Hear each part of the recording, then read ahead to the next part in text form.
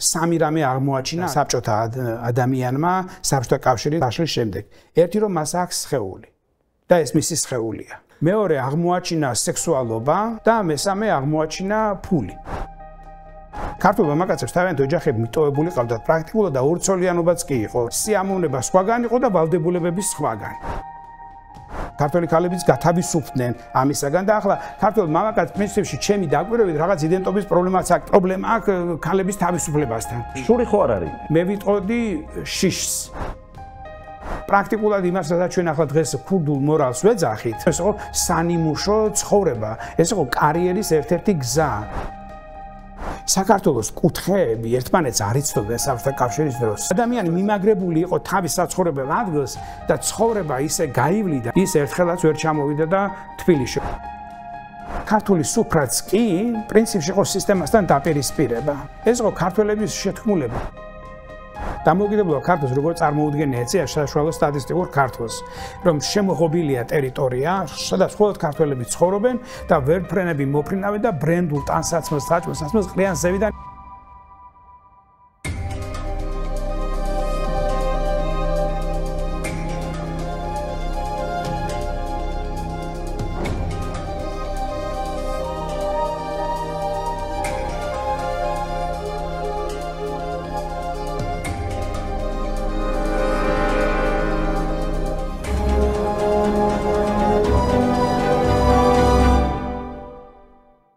გამარჯობათ ხალხო, დღეს ძალიან საინტერესო გადაცემა გელოდებათ. მე დიდი ხანი ველოდი ამ ინტერვიუს. იმედი მაქვს.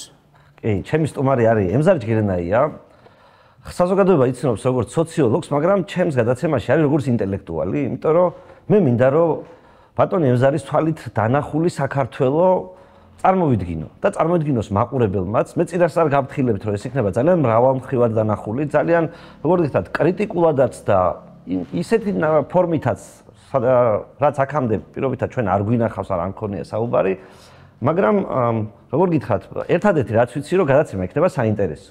დანარჩენი, მოდი დავიწყოთ, მე არ დავკარგავ ბევრ დროს შესავლისთვის. ერთი რაღაც მინდა დავამატო, რომ მე და ბატონი ემზარი ვართ ერთი კუთხიდან წარმოშობით, სამეგრელოდან, მარტვილის რაიონიდან, მეზობელი სოფლებიდან. და მე პირველი რაც მაინტერესებს, რა ხდებოდა პირობითად ჩემს, როგორ გითხრათ, აი სანამ ჩემი მეხსიერება დაიწყება, მანამდე ცოტა ხნით ადრე, ან უფრო დიდი ხნით ადრე, ვიცი რომ შენ გიკვლევია კიდეც, რაცაც საკუთარი თვალით არ მოსწრები ხარ. ამიტომ მე მინდა შენი ბავშვობის და უფრო ადრინდელი, მოდი აი პირობითად საბჭოთა სამეგრელოს ერთ-ერთი სოფელი. ერთ-ერთი სოფელი. გურძემი, თამაკონი თუ დიდი ჭყონი თუ რომელიმე სხვა სოფელი, დიდად პრინციპული მნიშვნელობა მას არ აქვს, ან რა დონეზე აქვს პრინციპული მნიშვნელობა, შეგიძლია შენ თვითონაც აუხსნა მაყურებელს, მაგრამ მოდი წარმოვადგენინე შენი მეხსიერება რო იწყება ისეთი მეგრული სოფელი. სადაც სკოლაშიც დადიხარ, სკოლაც არსებობს და ასე შემდეგ. ეს იყო სოფელი გურძემი მარტვილის რაიონში, არც თუ ისე დიდი სოფელია, უფრო დიდი სოფლებიც გვაქვს მარტვილის რაიონში, პატარა სოფელი 8 წლიანი სკოლით. ჩემი დედულეთია, ასევე უნდა შევახსენო მაყურებელს. დედა თქვენი ჯგერენაია, ასევე და ვიცნობ ვიცი რომ მეგობრებიდან კი. საბჭოთა სოფელი პატარა სოფელი 8 წლიანი სკოლით, სადაც ხალხი, ადამიანები პრაქტიკულად ერთსა და იმავე საქმიანობას ეწევიან, ჰომოგენურ ერთგვაროვან საქმიანობას ეწევიან. მართალია, რამდენიმე სოციალური ფენა გამოიყოფა იქ მასწავლებლები მაგალითად, რომლებიც დღის პირველ მონაკეთში არიან მასწავლებლები, დღის მეორე მონაკეთში ისინი არიან გლეხები, ამუშავებენ ყანას, კრეფენ კოლმეურნეობის ჩაის, ან ყანაში მუშაობენ და ასე შემდეგ და კიდევ არის ესე იგი კოლმეურნეობის, ასე ვთქვათ, ადმინისტრაცია, რომელიც ამ სოფელს მართავს. კოლმეურნეობის თავმჯდომარე და ასე შემდეგ. მაგრამ ჩემს მეხსიერებაში, რაც მე მახსოვს ჩემი ოჯახიდან და ჩემი მეზობლების ცხოვრებიდან, ესე იგი ცხოვრებაზე დაკვირვებით და რაც მაშინ მეხსიერებაში შემორჩა და ღრმად შემორჩა, იმიტომ რომ მახსოვს ხალხური ლექსები კოლმეურნეობაზე, მეგრული, სხვათა შორის, რომელსაც ამ გადაცემაში ვერ ვიტყვი სკაბრეზულობის გამო, ამ ლექსების. ხო, არ ვიტყვი ახლა ამჯერად, მაგრამ სხვა დროს შეიძლება ვთქვა კიდევაც. ესე იგი, კოლმეურნე გლეხი ორმაგ ცხოვრებას ეწეოდა. ერთი ეს იყო მისი საკარმიდამო ნაკვეთი, სადაც ის იყო ესე იგი ამ მიწის ფლობელად გრძნობდა თავს, სადაც ბატონ პატრონი იყო თვითონ ამ მიწის ნაკვეთის და მე მახსოვს, რომ ჩემი მეზობლების და მამა ჩემიც როცა თავიანთ საკარმიდამო ნაკვეთში მუშაობდნენ, ისინი მღეროდნენ და მათ ეს უხაროდათ. მაგრამ იყო უსიხარულო ნაწილი მათი ცხოვრების ასე მგონია მე შეიძლება მე ახლა ჭეშმარიტების უმაღლესი ინსტანციიდან არ ვსაუბრობ მე ჩემს დაკვირვებაზე ვესაუბრები მსმენელს მაყურებელს ეს იყო კოლმეურნეობაში მუშაობა რომელსაც პრაქტიკულად გლეხისთვის არც არაფერი არ მოქონდა იმდენად დაბალი იყო ფასები და უშუალოდ საკოლმეურნეო ნაკვეთის მოვლაზე და ასე შემდეგ რომ ესე იგი არ უხაროდათ კოლმეურნეობაში წასვლა და ბედნიერება იყო მათთვის აი ამ თავისი მიწის მოვლა და ამ მიწაზე მოსავლის მოყვანა.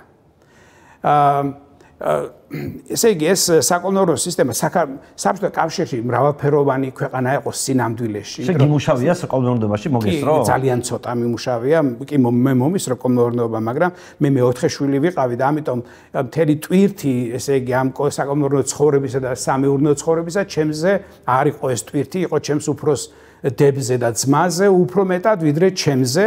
მე შეიძლება ითქვას რომ გავიზარა ეს ამცდა მე ეს ყველაფერი სხვა შორის ბებიაჩემი შენი მოგვარი იყო ხვიჩია მარიამი და მარიამის წყალობითაც რომელიც ძალიან ფარველობდა მე და ასე ვთქვათ როგორც პატარას ყველა ფარველობს ოჯახში მეოთხე შვილს და მთელი ამბავი ის იყო რომ ამ საკოლმეურნეო ცხოვრებაში სხვა მე იმის თქვა მინდოდა რომ საბჭოთა კავშირი არ იყო ერთგვაროვანი ქვეყანა მრავალფეროვანი ქვეყანა იყო იმიტომ რომ საბჭოთა სისტემა ყოველმა რესპუბლიკამ თავის ასე ვთქვათ წარსულზე და ხასიათზე იმ ქვეყანაში მცხოვრებ ხასიათზე მოირგო მაგალითად რუსეთში კოლმეურნეობა და კოლმეურნეობა საქართველოში ორი სხვადასხვა რაღაცა იყო ჩემი აზრით ან კიდევ შუა აზიაში ხო? რაღაც ხვდები იყო ჩემი აზრით, ჩემი დაკვირვებით ის იყო რომ ესე იგი აქ არ იყო დიდი ფართობები დასავლეთში განსაკუთრებით, სადაც კოლექტიურ შრომას რამე რენტაბელობა ექნებოდა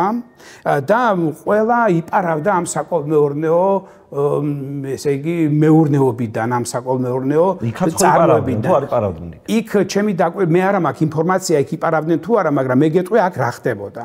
მაგალითად გლეხს უნდა მოეყვანა სიმინდი საკოლმეურნეო მიწაზე და ეს უნდა ჩაებარებინა შემდეგ კოლმეურნეობასთვის უნდა მიეცა ეს თავისი ნამუშევარი მოდიოდა მეზობლები ბრიგადა და ასე შემდეგ და ისინი მე ამ სიმინდის კოლმეურნეობას მიქონდა ეს სიმინდი და ჩალა და რაც ამ ყანიდან მოვიდოდა ყველაფერი კოლმეურნეობას საწყობში უნდა ესე იგი შეეგროვებინა ეს ყველაფერი. ნუ მე მას რა მოსდიოდა ეს საბჭოთა ესე იგი ასე ვთქვათ ეკონომიკის ალქიმია, მაგაში არ შევალ, მაგრამ მთავარი ამბავი ის იყო რომ ყველა მიცოდა რომ გეგმას რომელსაც კონკრეტულ ტერიტორიას ან ყანას და ან იმას აწერდნენ ზევიდან ასე ვთქვათ ის რაოდენობა სიმინდის არასდროს არ მოვიდოდა და გლეხი ცდილობდა ამ ყანიდან მოეპარა და სახში წამოიღო ის რაც საკოლმეურნეო საკუთრება იყო სინამდვილეში და ამაში ყველა უწყობდა ხელს მაგალითად ბრიგადირი რომელიც აკონტროლებდა ამოსავლის აღებას თვალს უჭამდა იმაზე რომ მეზობლები და ეს ბრიგადა რომელიც მუშაობდა სიმინდის სასაღებად ამ სიმინდს სადღაც აგროვებდა ერთ ადგილას, რომელსაც მე ღამე მიუბრუნდებოდა ოჯახი და თავის კერძო, ესე იგი თავის სახში წამოიღებდა და მის პირად კერძო საკუთრებად აქცევდა ამას. ეს იყო ნებისმიერ სფეროში. მაგალითად, ჩაის კრეფის დროსაც კი ამ ჩაიდანაც ხდებოდა ძალიან დიდი ფულის მოპარვა. ესე იგი, ეგრეთ წოდებული, ესე იგი, გარკვეული ტენიანობის პროცენტი უნდა გამოენგარიშებინა ამ წონს, ვინც წონიდა ჩაის. მაგრამ ცოტა მეტს ართმევდა კრეფავს, ვიდრე ეს იყო დაუშვათ რაღაც სტანდარტით გაანგარიშებული. მე ეს მოპარული ჩაი გროვდებოდა და ამას გლეხი ყიდულობდა კვლავ ამ მოპარულ ჩაის, იმისთვის რომ მე პრემია მიეღო. ანუ პრაქტიკულად კოლმეურნეობა იყო უაღრესად არაეფექტური ესე იგი ასე ვთქვათ მეურნეობის ტიპი. ეს კარგად ჩანდა ქალაქში მაღაზიები იყო ცარიელი, მაგრამ საკოლმეურნეო ბაზარი არასოდეს არ იყო ცარიელი. იქ შეგეძლო ყველაფერი გეყიდა, იქ არ იყო დეფიციტი ასე ვთქვათ. ანუ ეს იყო რომ კერძო საკუთრებას ყიდდნენ ამ შემთხვევაში ამ საკოლმეურნეო ბაზარში თუ კოლმეურნეობები ყიდნენ თავიანთ პროდუქტს? კოლმეურნეობები არ ყიდნენ თავიანთ პროდუქტს, ესეთი ის მაღაზიებში და ცეკავშირებში და სადაც უნდა ჩაებარებინათ ეს და ქალაქი უნდა მოემარაგებინა სახელმწიფოს, გლეხები ყიდნენ თავის პროდუქტს, თავისი მეურნეობიდან საკოლმეურნეო ბაზარში. რომელიც იყო კაპიტალიზმის პატარა წერტილი, ესეთი საბაზრო ეკონომიკის პატარა მშუტავი წერტილი საბჭოთა აი ამ აბსურდულ ეკონომიკაში, ხო? და ასე ფუნქციონირებდა ეს. და ეს ყველა მიცოდა. მე მიკვირს ხოლმე, როცა ადამიანები ამას არ იხსენებენ და მე მესმის რომ ადამიანი ახალგაზრდობას როცა იხსენებს და თუ ამ ახალგაზრდობის საბჭოთა კავშირის დროს გაიარა, არ უნდა ცუდი თქვას იმ ეპოქაზე რა, იმიტომ რომ ნუ ძალიან ძიმეა რომ შენი ახალგაზრდობა წარმოადგინო ამ ფორმით, მაგრამ თუ ესე იგი ასე ვთქვათ გულწრფელები ვიქნებით, მაშინ დავინახავთ რომ აი ეს ხდებოდა და ამაში იზრდებოდა საბჭოთა ადამიანი. მაგალითად საბჭოთა ადამიანს ქალაქშიც და სოფელშიც განათლებისთვის თუ ამზადებდა შვილს, იმიტომ ამზადებდა რომ მას მეტი გავლენა მოეპოვებინა და მეტი წამოეღო სახელმწიფოსაგან და უფრო გაეძარცვა ეს სახელმწიფო. ეს იყო საყოველთაოდ გავრცელებული, ასე ვთქვათ, სოფხედელობა მაშინდელი ადამიანის. ძალიან მიიღო განათლება იმისთვის, რომ კარგად მოიპარო. დიახ, ახლაც კი გამიგია ეგეთი ფრაზა, რომ ერთ-ერთმა თქვა, რომ ესეთი კამათის დროს მითხრეს, რომ ესე იგი მე ჩემ შვილს იმიტომ ვასწავლეო, რომ ეს გააკეთოს, აბა რისთვის ისწავლა, აბა დიპლომი რისთვის ააქვსო, თუ მას არ გააკეთებსო, ესეთი და იყო ეგეთი კონცეფცია ადგილის გაფუჭების, ადგილს აფუჭებს თუ მე პატიოსანი იყო და ასე შემდეგ. მე მამარდაშვილის ლექციებზე რომ დავდიოდი, გამახსენდა რომ მე მამარდაშვილმა თქვა ერთხელ რომ ესე იგი ეს არ ვიცი სამე ტექსტებში არის თუ არა, მაგრამ ლექციაზე ნამდვილად თქვა რომ მან თქვა რომ საბჭოთა ბუღალტერსო ამ აბსურდული ეკონომიკის სიკეთეებით რო არ ესარგებლო, ეს სულელი იქნებოდაო, იმიტომ რომ ეს ბუღალტერია ჩალიჩობდა იმაზე, რომ სახელმწიფოსთვის რაიმე წაერთმია უკანონოდ, ხო? 80 მანეთი და 120 მანეთი რო აქვს ბუღალტერს, რომელიც ძალიან დიდ ფულს ატრიალებს და ამ 120 მანეთით ის ვერაფრით ვერ იცხოვრებს, ხო? ვერანაირად ვერ აიწყობს ცხოვრება, ცხადია რაღაცას აკეთებს ისეც, რომელიც მე მას ესე იგი პირადად გამოადგება. აი, შენ თქვი რომ ღიღინებდნენო საკუთარ ეზოებშიო და კოლმეურნეობაში ასეთი ენთუზიაზმი არ ქონდათო. აი ეს საკუთარი ეზო და კოლმეურნეობის საკუთრება, ეს რითი იყო დაყოფილი რაღაც თვალსაზრისით და აი რა მიმართება არსებობს ამ პერიოდში საკუთრების მიმართ. ანუ ამ კოლმეურნეობის ეპოქაში საკუთრება საიდან ჩდება? ან რა მიაჩნიათ ადამიანებს საკუთრებას? მე პროფესიით სოციოლოგი ვარ, სოციოლოგიის პროფესორი ვარ და ძალიან კარგად მესმის რომ ადამიანი სოციალური არსებაა, ცხადია. მაგრამ ამავე დროს ეს ადამიანი არის ეგოისტია რა, ამას ვერ წავიღებთ. მესაკუთრე არის ადამიანი, მას ესე იგი საკუთრება არის რაღაცა ტიპის გარანტია, ხო? რომ შენ დაცული ხარ რაღაც აზრით, ხო? ამიტომ ესე იგი ეს საკოლმეურნეო მიწა და გლეხებისთვის გამოყოფილი მიწა, რომელიც სახელმწიფოს მიერ იყო დადგენილი, ახლა ზუსტად არ მახსოვს, რამდენი ეკუთვნოდა ოჯახს, როგორც მას პირად მოხმარება შენ საკუთრებაში, რო ქონოდა მიწა, მაგრამ ეს არ იყო დიდი მაინც და მაინც, მაგრამ გლეხი კარგად ამუშავებდა მას და მაღალი ეფექტურობით გამოირჩეოდა. მე მაგალითად მინახავს ჩემი ესე იგი ხობის გადაღმა იყო საკოლმეურნეო ვენახი და იყო გვერდით მამაჩემის ვენახი. და მამაჩემის ვენახი იყო უაღრესად მოვლილი. და ერთხელ ვკითხე მამაჩემს კიდევაც რომ მამა ეს ასე მოვლილი და იმას რა ჭირს მეთქი ბავშვი ვარ არ ვიცი და ისო შვილო არავისი არ არისო.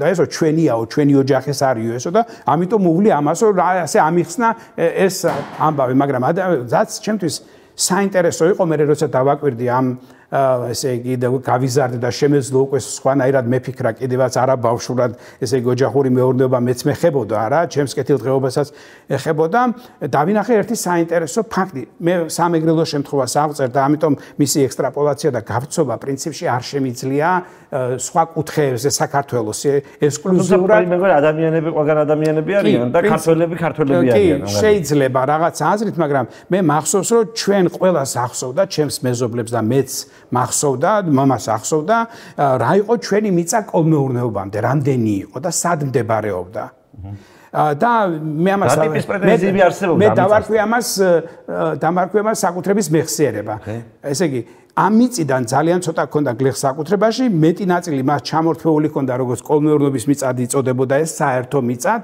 და გლეხები როცა საკოლმეურნეო მიწას ამუშავებდნენ ცდილობდნენ გაეთვალისწინებინათ ვისი იყო ეს მიწა ოდესღაც და დიდი მორიდებით თუ შევიდოდნენ თუ კოლმეურნეობა ეტყოდა რომ აი ეს მიწა დაამუშავოს თქვენმა ოჯახმა როგორც საკოლმეურნეო მიწა ერიდებოდნენ იმ მიწაზე შესვლას რომელიც ოდესღაც ვიღაც ოჯახის იყო და პრინციპში პარალელური მეხსიერება არსებობდა გარდა ამ საბჭოთა წესებისა და ამაზე იყო აგებული ეს ურთიერთობებიც ამაზე იყო აგებული ყოველთვის ითვალისწინებდნენ ძველ მეხსიერებას მიწაზე და ეს ძალიან კარგად ჩამრჩა მეხსიერებაში მე არ მახსოვს მიწაზე დავები მწვავე იმიტომ რომ ეს მეხსიერება რაღაცნაირად მართავდა აი ამ ურთიერთობებს და ეს ძალიან საინტერესო მოვლენა მგონია მე და კიდევაც მაგ პატარა სტატია საკუთრების მეხსიერება ქვია ამ სტატიას, რომელიც ოდესღაც გამოვაქვეყნე, აი სწორედ მანდ აღწერე ეს მოვლენა. ანუ საბჭოთა ადამიანი ორ სამყაროში ცხოვრობდა, მე გლეხის ცხოვრება მაქვს ხედველობაში. ის იყო ერთი მე საკუთრე იყო ერთი მხრივ და მეორე მხრივ ის ამუშავებდა მიწას, რომელიც არავის საკუთრება არ იყო და მან დიდი ინტერესი იმისა, რომ ის ძალიან გარჯილიყო და ასე შემდეგ, ამისა მას არ ქონდა და ამისთვის არ იბრძოდა. თუმცა საბჭოთა სისტემა ქმნიდა წარმატებულ კოლმეურნე გლეხებს, რომელთაც მე ორდენებს აძლევდნენ და ასე შემდეგ, ესხლებოდა გარკვეული თვალსაზრისით, რომ ის მოყარეობით ადამიანისაც ცხადია, მაგრამ ხელშეწყობითაც რომ გამოეკვეთათ სანიმუშო კოლმეურნე გლეხები, რომელთაც მე სხვებს უნდა მიებაძათ. ეს ადამიანები პირველად ურთიერთობაში შეიძლება მართლა მისაბაძები იყვნენ, მაგრამ ამ ადამიანების გამეტებით, ესე იგი, თავგადაკულ საქმიანობას კოლმეურობაში ყველა მაინც ირონიულად უყურებდა და მიაჩნდათ, რომ ეს სასაცილოა, რომ იშრომო ანონიმური რაღაცა სისტემისთვის, რომელიც შენ არაფერს არ მოგცემს და არ დაგეგმავს. თუ არიხდიდნენ ამაში, ანუ ფინანსური პრიზი არ იყო სანიმუშო გლეხობაში? აი ამ სანიმუშო იმაში იყო დეპუტატობა, მედლები, დაფასება, რაიონში აყვანა და ზოგიერთი შეიძლება და აღმოჩენილიყო საკავშირო ყრილობაზეც კი დეპუტატად. მეჩაიებიც და კოლმეურნე გლეხებიც და მე გვიან უკვე ხდებოდა რაღაცა ბონუსების გაცემაც კიდევაც მანქანები, მოგეხსენებათ რომ საბჭოთა კავშირში არაფერი არ იყიდებოდა, საბჭოთა დეფიციტის ქვეყანა იყო, ყველა მიცით ეს და ამ დეფიციტის ქვეყანაში ყველაფერს მნიშვნელობა ჰქონდა, მაგრამ იყო ერთი მნიშვნელოვანი მომენტი ამ იმაში, ამ დეფიციტის სამყაროში. პრინციპში ასე მგონია, შეიძლება ეს არასწორი დაკვირვება, მაგრამ საბჭოთა ადამიანი საბჭოთში წარმოებულ ნივთებს ნამდვილ ჭეშმარიტ გამოსადეგ ნივთებად არ მიიჩნევდა. ეს იყო ეგრეთ წოდებული მოდი რუსულ ხლამი იყო რა, მოკლედ. ანუ არავინ არ ესწრაფოდა დაუშვათ საბჭოთა ტანსაცმელით თავი ვერც მოიწონებდი.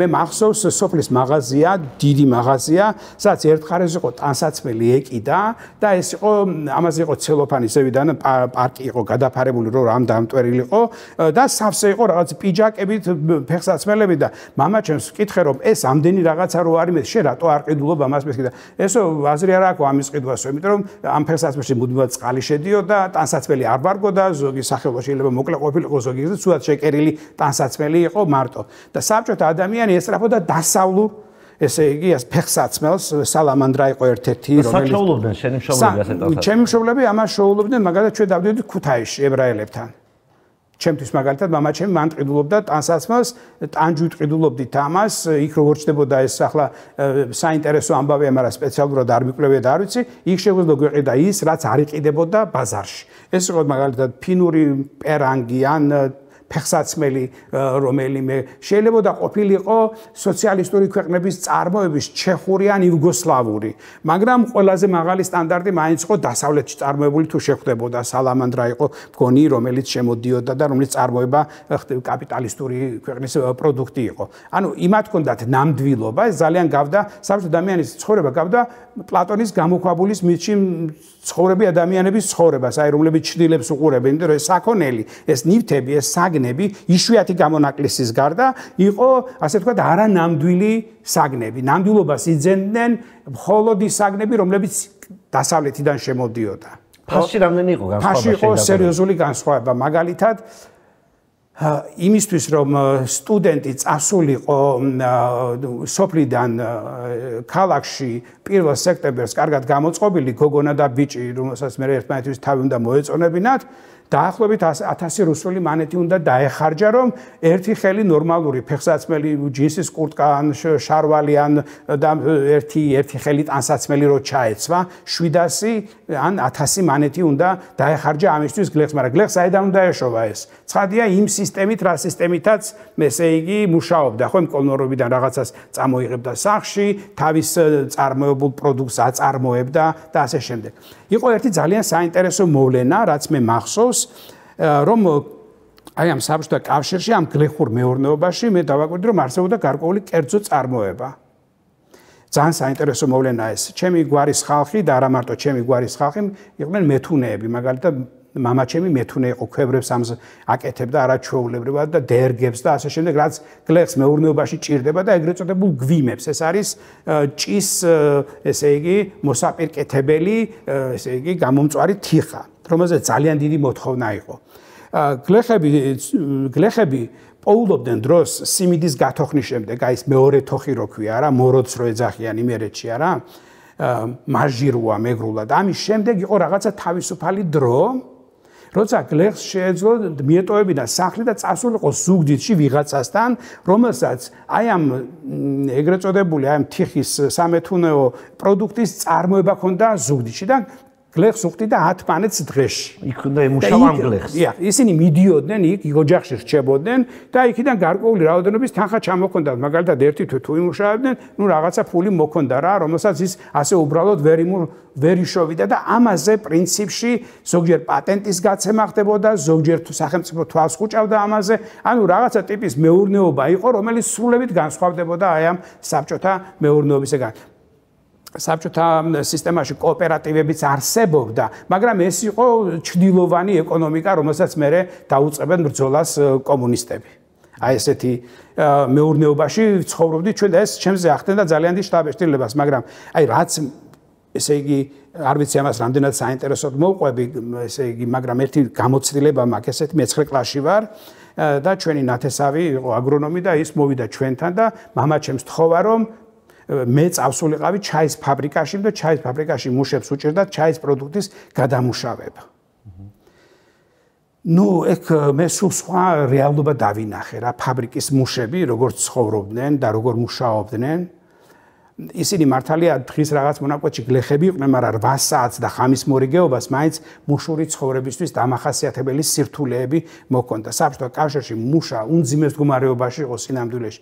მე პირველად ვნახე ამ ფაბრიკაში ქალი, რომელიც იყო რომელიღაცა რუსული რესპუბლიკიდან, რაღაც ციმბირის ტერიტორიიდან, ესე იგი უკვე ესე იგი ასე ვთქვათ დალევისაგან გალოთებული პრაქტიკულად, რომელიც უმძიმეს სამუშაოზე მუშაობდა, ჩაის აშრობდა ამ ღუმელში და ასე შემდეგ და ნახეთ დეგრადირებული ადამიანები, რომლებიც ძალიან უნუგეშო მდგომარეობაში იყვნენ. ანუ ის ილუზია, რომ მუშებისთვის უნდა ყოფილიყო ეს ქვეყანა და ის მუშებისთვის ხელი შეეწყო, ეს სინამდვილეში არ იყო ეს პატარა ფაბრიკა, იყო ჯოჯოხეთის ერთ-ერთი მე პირველად ჩაის ფაბრიკა, ეს უმძიმესი შრომა, აი ამ ჩაის ფაბრიკაში მე მახსოვს, რომ ესე იგი 8 საათი ვიმუშავე და დილა იყო უკვე 6 რო წამოვედი შემპირდია და მანქანი წამოგიყვანთო, მაგრამ 5 კილომეტრის გამოსვლა ფეხით მომიწია და მახსოვს რომ ყველაფერი მტკიოდა და 2 დღე ვერ ავდექი ლოგინიდან.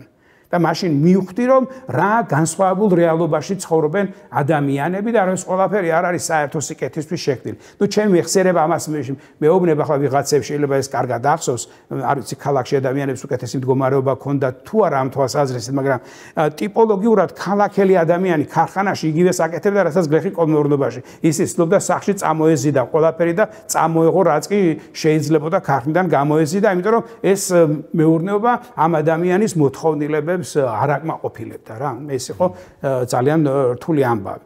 აი მე ვთქვი რომ სოფელი იყო არაერთგვაროვანი მეთქი, არა მასწავლებლები, რომლებიც დღის პირველ ნახევარში იყვნენ ესე იგი ასე ვთქვათ ინტელიგენტები, ან ინტელიგენციას ეკუთვნიან, დღის მეორე ნახევარში გლეხები იყვნენ. სკოლაში საინტერესო ის იყო რომ სკოლას კარგი მასწავლებლები ყავდა. მე მაგ საერთოდ მე არა მარტო მე, არამედ ახლა ჩემი თეორია არ არის, მაგრამ მეც დამოუკიდებლად მივედი ამ თეორიამდე, საბჭოთა განათლების სისტემა დაცემისკენ წავიდა. აი უნივერსიტეტის მაგალითზე გეტყვი მაგალითად. ჩვენი უნივერსიტეტის დამფუძნებლები იყვნენ სუპერკლასის სპეციალისტები, ძალიან ნიჭიერი ადამიანები, რომელთაც განათლება ჰქონდათ მიღებული რუსეთის ან ევროპის საუკეთესო უნივერსიტეტებში, სადოქტორო ხარისხი ჰქონდათ მიღებული და მე თბილისის უნივერსიტეტი დაარსეს და ასე ვთქვათ, ნუ ის ხალხი, რომელმაც შექმნა ჩვენი ასე ვთქვათ განათლების სისტემაც და რომ ჩვენ შექმნეს მათ, მაგრამ შემდეგ მათი მოწაფეები თავის მასწავლებლებზე უფრო უარესები იყვნენ მომზადების თვალსაზრისით და სულ ეს დაცემა გრძელდებოდა. მე გამიმართლა მაგალითად სკოლაშიც, რომ ზოგიერთი მასწავლებელი და ბევრი იყო, ვისაც რაღაცა ძველი ახსოვდა, ძველი სკოლა, განათლების თვალსაზრისით და უნივერსიტეტშიც კი რამდენიმე მასწავლებელი მყავდა პროფესორი, რომელთაც თავიანთ მასწავლებლებთან კარგი წვრთნა ჰქონდათ გავლილი. ხო? ანუ დეკადანსი დაცემა გრძელდებოდა და ესე იგი კარგ განათლებას მერე საბჭოთა კავშირის ბოლოს პრაქტიკულად ვერც მიიღებდი რა, ასე ვთქვათ, ხო? ჩვენ ახლა ვიცი რომ ბევრი განადიდებს ხოლმე ამ საბჭოთა განათლების სისტემას და ასე შემდეგ, მაგრამ ნუ ეს მე მგონი ასე არ იყო და პარტიული მართლობა მაინტერესებს სოფლის და რითი ეხმარება, მაგრამ ხშირად არის საუბარი კომუნისტები ეხმარებოდნენ, კოლმეურნეობა ეხმარებოდა, აი რა არის კოლმეურნეობის თავმჯდომარე, ესე რომ წარმომადგენინო, მისი ესე იგი ხელები, ბრიგადირები პირობითად ესეთი რაღაცა, ეს იერარქია როგორი არის მართლობის სოფელში და ვინ არის ყველაზე საშიში? რა არის აკრძალული, რაც არ შეიძლება? რაც არის წითელი ხაზი? რაც არის წითელი ხაზი, იყო წითელი ხაზი კომუნისტური გაგება, ჩვეულებრივ საზოგადოებაში მოსულა, არ უნდა იყოს წითელი ხაზი, მაგრამ იმ საზოგადოებაში, სადაც შენ იზრდებოდი, ეს წითელი ხაზი არსებობს. წითელი ხაზი იყო ის, რომ შენ პროტესტი არ უნდა გამოგეთქვა ხმამაღლად და საჯაროდ.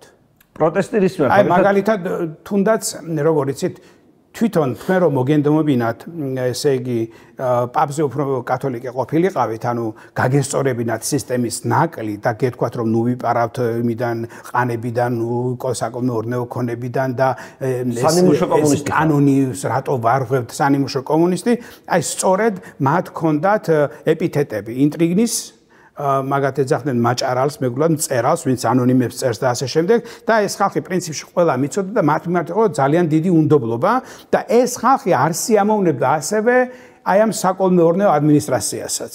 ანუ იყო პრაქტიკულად გარიგება, გავაკეთოთ ყველაფერი, მაგრამ ამ პროტესტი არავინ არ გამოთქვას.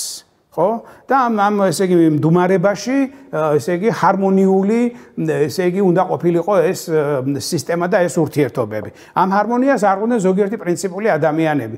სხვა შორის მე როცა ასე ვთქვათ, ბევრი წიგნით წავიკითხე საბჭოთა სისტემას და კომუნისტები, სწორედ პირველი კომუნისტებიც აქტიურ კომუნისტებს ხრებდნენ. ისინი ჩუმადყოფ ადამიანებს და ინტროვერტებს და თავის-თავში ჩაკეტილებს და არაფერს რო არ ამბობდნენ სისტემის წინამ წიგნებს რო წერდნენ, თარგმნიდნენ, გერონტი კიკოძე იყო მაგალითად ერთ-ერთი ესეთი ხო ქართულ კულტურაში, იმათ დიდად არ ერჩოდნენ, მაგრამ საკმარისი იყო შენ ესე იგი საბჭოთა სისტემის კანონის მიხედვით გასწორება მოგენდომებინა ან ძალაუფლებაზე პრეტენზია გამოგეთქვა, ამ სწორედ ესე იგი სტალინმა და ბერიამას დახვრიტეს ის ადამიანები, რომლებიც უფრო მეტად კომუნისტობდნენ, ვიდრე თვითონ კომუნისტობდნენ, ასე ვთქვათ, ეს ლიდერები. აი ეს არ უნდა გაგეკეთებინა, ხო? და ეს იყო წითელი ხაზი, ხო? წითელი ხაზი, ნუ გასაგები ახლა ქართული კულტურა მაშინ კონსერვატული იყო და დღესაც კონსერვატულია თავის გაგებაში, იყო მაგალითად ოჯახური ცხოვრების და ამბავი და ასე შემდეგ, რაც ასევე იქნებოდა წითელ ხაზად, მაგალითად გაყრა ცოლქმრული ოჯახის დაშლა ასეთი არ იყო მისასალმებელი ამბავი და ქალები აქ უფრო მძიმე დღეში იყვნენ და მე ვიტყოდი რომ თანამედროვე ფემინისტები სულაც არ არიან ამაში, ესე იგი სულაც არ ამბობენ, ესე იგი სულაც მართლები არიან ისე რომ ამ პრობლემაზე საუბრობენ რა, ესე იგი გაყრილი ოჯახი, ქალი მძიმე მდგომარეობაში იყო, არავის არ უნდა და ეს და მე ქორწინებაც კი და ეს იყო საოცარი ამბავი, პრაქტიკულად იშვიათად მახსოვს ესე იგი დადგმული ან შეთანხმებული ან შეუთანხმებელი გატაცების გარეშე ქორწინება. ესეც იყო სოფლის კულტურაში. ბიჭი როგორც წესი გაიტაცებდა გოგოს, ეს შეიძლება შეთანხმებული ყოფილიყო და დადგმული იყო ეს, მაგრამ უმეტეს შემთხვევაში და იყო შემთხვევები, როცა ეს არ იყო დადგმული. და მე შვილი მამა გოგოს არ დაებრუნებდა უკან ასე ამის შემდეგ მიუხედავად გოგოს პროტესტისა, ვთქვათ. ხო ითვლებოდა რომ აი ეს მომენტები იყო გაჟღენთილი, ანუ საბჭოთა სისტემა თავის-თავში სხვადასხვა შრეებს მალავდა, ერთი ადამიანური ურთიერთობის დონეზე, ეკონომიკური ცხოვრების დონეზე, ტრადიციის დონეზე და ასე შემდეგ. აი მაგათ აღდგომა და ასე შემდეგ ეს ყველაფერი ჩვეულებრივ ტარდებოდა, ესე იგი მართალი ეკლესიები დახურული იყო, მაგრამ ხალხი თვითონ ოჯახში ამას თავისუფლად ეწეოდა, ყოველ შემთხვევაში იმ პერიოდის საბჭოთა კავშირში, რომელიც მე მახსოვს. სისტემის წარმომადგენლებისგან ვინ არის საშიში და ვინ არის დამხმარე ან მშველელი? ხალხი როგორ უყურებს ამ დროს? პოლიციელის ეშინიათ ადამიანებს? ხო, პოლიციის სისტემა, ანუ მილიციის სისტემა იყო ძალიან მძიმე. დღეს ამაზე ბევრი არ ლაპარაკობს. მე მოვისმინე. სოფელში როგორ იგრძნობოდა ეს სიმძიმე? სოფელში ეს ესე იგი ეს პოლიციური სახელმწიფო სოფელში არ იგრძნობოდა თუ წესებს არ არღვევდი ან პოლიციელი არ დადიოდა სოფელში ასე ვთქვათ იყო უბნის რწმუნებული და ასე შემდეგ მაგრამ ეს არ იგრძნობოდა იმიტომ ალბათ ისინი მართავდნენ იმ ყავდა თავიანთი აგენტურა და მაინც იგებდნენ რაც უნდათ ძირითადად მაინც ესე იგი სისხლის სამართლის დანაშაული იყო მთავარი ამბავი ამ შემთხვევაში და იშვიათად სამეურნეო დანაშაული და მიჩნეული ქმედება საბჭოთა სისტემის მიერ. იქაც იყო გარკვეული კვოტები, ასე იგი გარკვეული წითელი ხაზები, რომლისთვის არ უნდა გადაგეჭარბებინა. აი მთელი ამბავი ის იყო, რომ ცხადი ადამიანი სადაც არის ახლა რასაც ვიტყვის ყველა საზოგადოებაში ყოფილა, მაგალითად, ესე იგი სამი რამე აღმოაჩინა საბჭოთა ადამიანმა საბჭოთა კავშირის დაშლის შემდეგ. ერთი რომ მას აქვს სხეული და ეს მისი სხეულია. ეგ ჯერაც არიციან. არა, ეგ სხვა ამბავია, მე მახსოვს შენი დისკუსია, სხვა თვალსაზრისით ვამბობ ამას. ერთი, მეორე აღმოაჩინა სექსუალობა, ხო? და მესამე აღმოაჩინა ფული. ეს სამივე ასე ვთქვათ, მოდი ვუწოდოთ ამას ფენომენი იყო ძალიან რეპრესირებული. ხო? არავის არ შეეძლო დაუშვათ დადგენილი წესებიდან გადაეხვია და ფული რომელიც საბჭოთა ადამიანს ჰქონდა მაგალითად მოპარული ფული, დიდი ფული, ან ყველა მიცოდა ვის აქვს ბევრი ფული დაუშვათ სოფელში თუ ქალაქად, მისი საჯარო დემონსტრირებას არავინ არ მიესალმებოდა და ადამიანებს ეშინოდათ ამ ფულის დემონსტრირებისაც. იმიტომ რომ მე ისმოდა კითხვა რომ საიდან მოიტანა ეს ფული და ასე შემდეგ. ამიტომ ფულს რომელსაც უყვარს თავისუფალ სივრცეში მოძრაობა, ეს არ იყო. ხო? არც სექსუალური ცხოვრებაში არ იყო ასეთი თავისუფლება, ხო?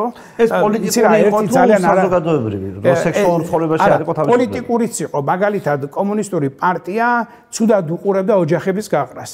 იმას მე მახსოვს შემთხვევები, როცა ჩვენი ერთ-ერთი ნათესავი, რომელსაც დიდი თანამდებობა ჰქონდა, გაეყარა თავის მეუღლეს და ის დააქვეითეს. კომუნისტს არ უნდა გაეკეთებინა ეს. ეს ახლა მე არ ვიცი კანონმდებლობაში ეწერა თუ რაღაცას ნეობრივი მაქსიმებით იმართებოდა კომუნისტურით, მაგრამ კომუნისტები ამას არ მიესალმებოდნენ აი ოჯახების ეს დანგრევას, სოფლურ ხალას და ასე შემდეგ და ეს კომპრომატად ითვლებოდა. არ ვიცი, უნდა ვთქვა თუ არა და ამაზე შეიძლება საყუდური შემხვდეს, მაგრამ უნდა ვთქვა, რომ ხო, ერთი რაღაცა მინდა მანამდე თქვა. ესე იგი, ჩვენ ლაპარაკობდით ნივთებზე და საგნებზე. რომლებიც მუდმივი დეფიციტი იყო საბჭოთა კავშირში. მაგალითად, საბჭოთა კავშირში საქართველოში ტუალეტის ხახალდი ქალაქში არ იყიდებოდა და სოფლადაც არ იყიდებოდა. ვერსად ვერ შევიდი ამას. მაღაზიაში არ იყო ტუალეტის ხახალდი. ახლა თანამედროვე ადამიანს რო უთხრა, ეს ხო ახალგაზრდას ხო გაუკვირდება ძალიან ეს ამბავი. მე პირველად ეს ვნახე მოსკოვში, არა, ნანახი კი მქონდა, მაგრამ რაღაც შემთხვევის წყალობით. პირველად ნახე მოსკოვში და პეტერბურგში, მე მგონი პეტერბურგში უნდა ყოფილიყო ეს, როცა დავინახე ადამიანი, რომელსაც გირლიანდა ჰქონდა, დიდი რაღაცა რგოლებისაგან შეკრული, კისერზე ეკიდა და მოდიოდა ასე და მე დავინტერესდი რა იყო ეს და მას ჰქონდა ტუალეტის ხახალდი რიგში ნაყიდი და ბევრი და გირლიანდასავით ეკიდა ეს იმაზე რა ქვიან, იმიტომ რომ ხელების დაკავებული ჰქონდა, ყველაფერი უნდა წამოეღო მაღაზიაში რაც ეშოვა იმ დღეს ამ რიგითა და ტანჯვით და იმით და ეს ტუალეტის ხახალდით ზედ ეკიდა ამ ადამიანს და ესე მოხონდა სახში, ალბათ სიამაყით მოდიოდა იმ დღეს ის გამარჯვებული მოდიოდა, იშოვა მან ეს საქონელი, რომელიც არ იყიდებოდა. ერთი ამბავი ეს რაც რამაც ჩემი ისე გამოიწვია დაინტერესება და გაოცება რომ როგორ მუშაობს ეს სისტემა და ასე შემდეგ. ძალიან მნიშვნელოვანი იყო ქართველი მამაკაცების სექსუალური ქცევა და ქართველ ქალებთან მიმართება. ეს არ ვიცი ახლა ბევრს ეწყინება, მაგრამ უნდა ვთქვა. ითვლებოდა რომ ქართველი ქალი არის ბავშვების გასაჩენად ხო, ეს იყო მთავარი ამბავი გვარის გასაგრძელებლად და აქ იყო, ესე იგი, მე ვიტყოდი დღეს რომ რასისტულს ეძახიან ბჭყალებში, რომ ესე იგი ქართველმა ქართველი უნდა გააჩინოს და ქართველი უნდა გამრავლდეს და ასე შემდეგ. და რაც ეს სტანდარტი არ მუშაობდა, ესე იგი, სლავებთან მიმართებით. და ითვლებოდა რომ ესე იგი მე მინახავს მაგალითად და გამიგია კიდევაც თხრობი და მინახავს კიდევაც მაგალითად საკურორტო ქალაქებში სოხუმში და ქართულ მამაკაცებს თავიანთი ოჯახები მიტოვებული ყავდათ პრაქტიკულად და ორცოლიანობაც კი იყო რეალურად. იმიტომ რომ რუსი ქალები ყავდათ ამავე დროს რომელთანაც ოჯახმა იცოდა, ცოლმაც იცოდა და ეს ერთობოდნენ ამ იმით. ესე იგი სიამოვნება სხვაგან იყო და ვალდებულებები სხვაგან.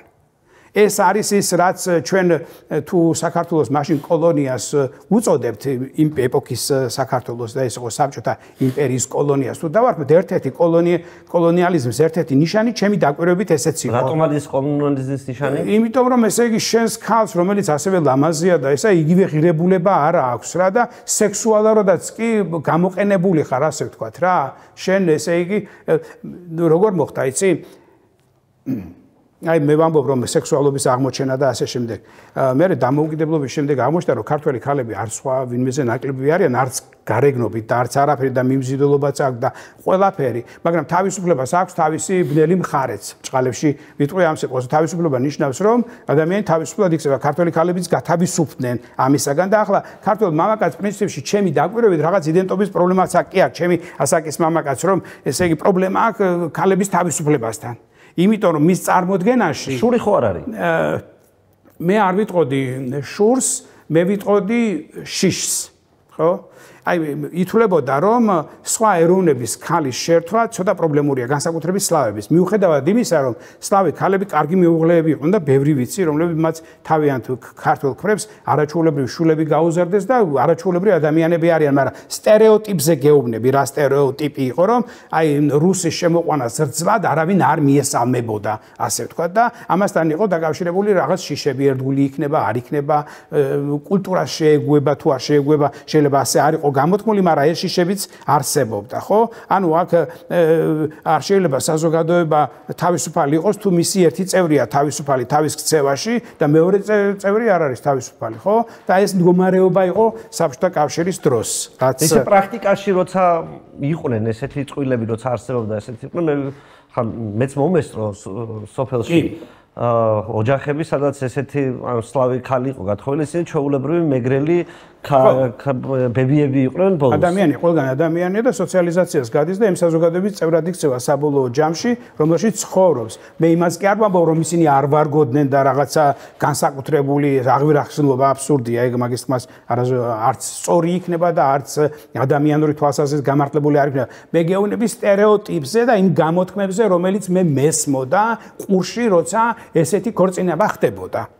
და ამას ხშირად ესე იგი მიუღებლად თვლიდნენ და თვლიდნენ იმის გამო რომ არ ენდობოდნენ მათ. აი ეს ასეთი სოციალური გარემო იყო, ხო? მე მართვის სისტემაზე გიგეხებოდი, ანუ კოლმეურნეობა როგორ იმართება. შენი დაკვირვებით შიში არსებობს კოლმეურნეობის თავმჯდომარის და ბრიგადირის თუ ეს რაღაც სხვა ტიპის ურთიერთობაა, რომელიც შეიძლება არ იყოს დღეს ის უფროსია ამ კოლმეურნეობის თავმჯდომარე? ეს არის დასაქმებელს და დამსაქმებელს შორის ურთიერთობა თუ რაღაც სხვა ტიპის ურთიერთობაა ეს? არა, დამსაქმებელსა და დასაქმებელს შორის ურთიერთობის ფორმა იქ არ არსებობს რა. საბჭოთა ადამიანი არ შეიძლება უმუშევარი იყოს, ხო? ანუ იმას შენ ესე იგი ვერ გაუშვებ სამსახურიდან, თუ გაუშვებ ახალი სამსახური უნდა შესთავაზო, თორემ საბჭოთა კანონმდებლობით უმუშევარი არ შეიძლება ადამიანი ყოფილიყო. კი, კოლმეურნეობის თავმჯდომარის მიმართ იყო გარკვეული მორიდება და დისტანციაც რაღაც აზრით, მაგრამ ეს კოლმეურნეობის თავმჯდომარები საბოლოო ჯამში ისეთივე გლეხები იყვნენ თავიანთ ოჯახებში, როგორიც ეს გლეხები იყვნენ და პრინციპში დიდად არ იყო უცხოობა ამაში, მაგრამ მე რამდენიც მე მახსოვს, ამ კოლმეურნეობაში გაჩნდნენ, ესე იგი სხვა სოფლიდან ჩამოყავდათ ადამიანები და ის კი უკვე ნამდვილად უცხო იყო თუ სხვა სოფლიდან ან მოშორებული რაიონიდან, ადგილიდან კოლმეურნეობის თავმჯდომარედ თუ დასვამდნენ სხვა სოფელში ადამიანს, იქ უკვე არსებობდა გარკვეული მორიდება, მაგრამ ამ სისტემის შიგნით ნებისმიერ გლეხს შეიძლება და გარიგებაში შესულიყო თუ საქმეს კარგად დააწყობდა კოლმეურნეობის თავმჯდომარესთან. ანუ კოლმეურნეობის თავმჯდომარე ჩემი დაკვირვებით საფრთხეს არ ქმნიდა. ანუ ეს შიში აქედან არ მოდიოდა. მე არ მახსოვს ესეთი შიში.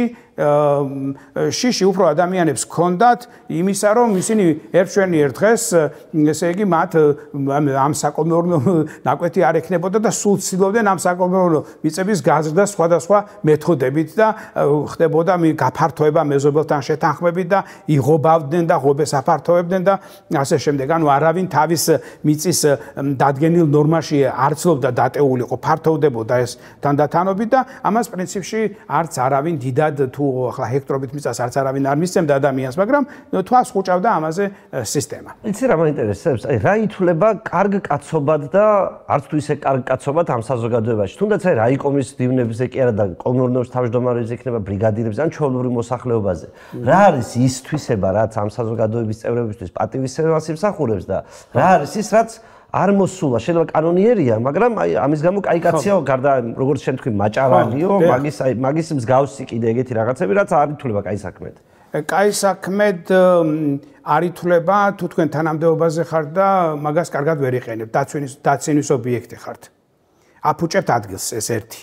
შეიძლება პატივს გცემენ მოჩვენებითად და საჯაროდ, მაგრამ ყველა ამბობს, რომ დებილია, სულელია, მე რო ვიყო იმ თანამდებობაზე, ამას გავაკეთებდი და ასეთ ადამიანს, ესე იგი, ასე ვთქვათ, პატივისცემის ღირსად არ თვლიან პრინციპში. მიუხედავად კაცი რო თუ ის არის ნამდვილი კომუნისტი თუ არის, ეს არ არის მისასალმებელი ამ საზოგადოებისთვის. პრინციპში არა, მე არ მახსოვს, რომ აი კომუნისტური იდეით აღჭურვილი ადამიანი, რაღაცა სანიმუშო კომუნისტი, რომელიც ერთი ფეხსაცმლით დადის და ერთი შაბლით წლების მანძილზე, იმის გამო რომ იცავს წესებს და ცხოვრობს იმ სისტემის მიერ შეთავაზებული შესაძლებლობებით, მე არ მახსოვს, რომ ასეთი ადამიანი პატივისცემის ღირსი ყოფილიყოს. აი ამ მდგომარეობას ფილოსოფოსმა მერაბ მამარდაშვილმა ძნელად განსაზღვრული ტერმინი კი არის, მაგრამ ანთროპოლოგიური კატასტროფა უწოდა რა, ესე იგი თქვა, რომ ადამიანს რეალურად გამოაცალეს ის, რის გამოც ის ადამიანად შეიძლება იწოდებოდეს. ეს არის დამოუკიდებელი ცხოვრება, გადაწყვეტილების მიღება ეკონომიკურ ცხოვრებაზე, სახელმწიფო ასე არ გაკონტროლებს და მათ შორის ყველაზე მთავარი რა, შენს აზროვნებას არავინ არ აკონტროლებს. ანუ ორსახაიანუსი იყო საბჭოთა ადამიანის საჯარო სივრცეში ის იქცეოდა ისე როგორც უნდა მოქცეულიყვნენ, მაგრამ ოჯახში სხვა სტანდარტებით ზრდიდნენ შვილებს. აი ოჯახში სამეგობროში აი ეგ ზუსტად ეს არის ჩემი შეკითხვა, რომ რა არის ის რაც კარგ საქმეთი, კაი კაციაო ვიღაცაზე რომ აი შენი მშობლები რო ამბობდნენ კაი კაციაო და ისევე რომ სხვადასხვა ადამიანები რა იგულისხმებოდა ამ კაცში? ტრადიციული ღირებულებები ითვლებოდა, სტუმართმოყვარეობა, გულუხვობა, ეს კაი კაცობის სიმბოლო მნიშვნელოვანი იყო, შრომის მოყვარეობა ცხადია და ამავე დროს კაი კაცობის ერთ-ერთი მნიშვნელობა რა გააკეთა შვილებისთვის და როგორი შვილები ყავს. ანუ ტრადიციული კულტურის ღირებულებებით ზომავდნენ და იშვიათად მაგალითად თუ აკადემიურ სივრცეში პროფესორი გახდებოდა შვილი თანამდებობას მიაღწევდა, მაშინ ეს ეთვლებოდა მას დამსახურებად. მაგრამ ხშირ შემთხვევაში კაი კაცობად ითვლებოდა თუ არა, საკმაოდ ძნელი სათქმელია ეს. მაინც ჩვენ ომერტას და დუმილის კულტურა ვართ და ეს დუმილი არავის დაეცვა ყველას პრინციპში და ეს დუმილის და პრაქტიკულად იმას, რაც ჩვენ ახლა დღეს ქურდულ მორალს ვეძახით, რა და რაღაც პერიოდში ეს ქურდული მორალი ისეთ ფენომენად იქცა, რომ მე რაღაც შემსახალგაზრდობაში მახსოვს, რომ ეს იყო სანიმუშო ცხოვრება, ეს იყო კარიერის ერთ-ერთი გზა. აი სოფელში რა როგორ იგრძნობოდა ამ კულტურის გავლენა? სოფელში იგრძნობოდა ბავშვებში, ეს პატარებში. ჩემს ბავშვობაში, პატარებში, რომ აი ქურდია და მაგარია და ასე შემდეგ. აი ეს ისა სხვა შორის ქურდებს ახლა ცოტა სარისკო არასაც ვიტყვი, მაგრამ რაღაცა დისიდენტის ისიც ჰქონდათ შარავანდედი, სხვანაირი ადამიანების, ანუ სისტემასთან დაპირისპირებული ადამიანების. მე კი ყველამ კარგად ვიცით, რამდენად იყვნენ სისტემასთან იყვნენ თუ არა დაპირისპირებული და აღმოჩნდა, რომ სულაც არ იყვნენ დაპირისპირებული და ეს იყო კონტროლის მექანიზმი კვლავ საბჭოთა სისტემის მიერ შექმნილი, მაგრამ ვინც ეს არ იცოდა, იმისთვის მაინც მთავარი ამბავი იყო, რომ ქურდი მაინც პიროვნება იყო, ადამიანი იყო, რომელიც სისტემის წინააღმდეგ იბრძოდა, ხო? ერთგვარი ესეთი მე ვიტყოდი ვაჟას კაიყმის საბჭოთა ინტერპრეტაცია, ხო? კაიყმა ვინ არის, ვინც არ იწვრთნება, ხო? ვინც არ ემორჩილება წვრთნას და თავის პიროვნულ აი დიონისურ ბუნებას ღიად და ავლენს, ხო? ეს არის ესე იგი კარგი ადამიანი და ქურდებს ეს მიეწერებოდათ ეს ამბავი და ამიტომ სკოლებში და მოზრდილობაში და ყმაწვილკაცობაში და ასე შემდეგ, ნუ ბიჭები ხომ გოგოების თვალებით ზომავთ სამყაროს, არა? და გოგონებს მოსწონდათ სწორედ კრიმინალები და არა დაუშვათ ბიჭები, რომლებიც ხუთოსნები იყვნენ და სასკოლო ოლიმპიადებში იგებდნენ, არამედ ისინი ვინც საქმეს გაგირჩევდა, დანასატრიალებდა და ცხვირპრეს დაგიმტრობდა და იყო ეგ დროს აი მაგალითად თან ეს კითხვას დავსვა, რა იყო გართობა და კონფლიქტები როგორ გვარდება ახალგაზრდებს შორის? კონფლიქტები დღეს თანამედროვე საზოგადოებაში ჩვენშიც კი რაც არ უნდა საოცარი იყო ჩვენ საზოგადოებაში მაინც კანონისკენ მიდის ეს ყველაფერი ძირითადად ხო ამდენი გარჩევები საკანონმდებლო სასამართლო და ეს როგორც თანამედროვე ქართულს აქვს იქ არ იყო ეს გვარდებოდა მაინც ქურდული წესებით ოღონდ ამაში ქურდი უშუალოდ კი არ ერეოდა, არამედ ახალგაზრდების კონფლიქტი, დისკურსი მათი, როცა ისინი საქმეს ერთმანეთს ურჩევდნენ, აგებული იყო აი ამ ქურდული სიტყვათა გაცვლის ცოდნაზე. ისე ეს ძველი ქართული ტრადიციულია, რომელიც ქურდულმა მოიპარა. და არა ქურდული.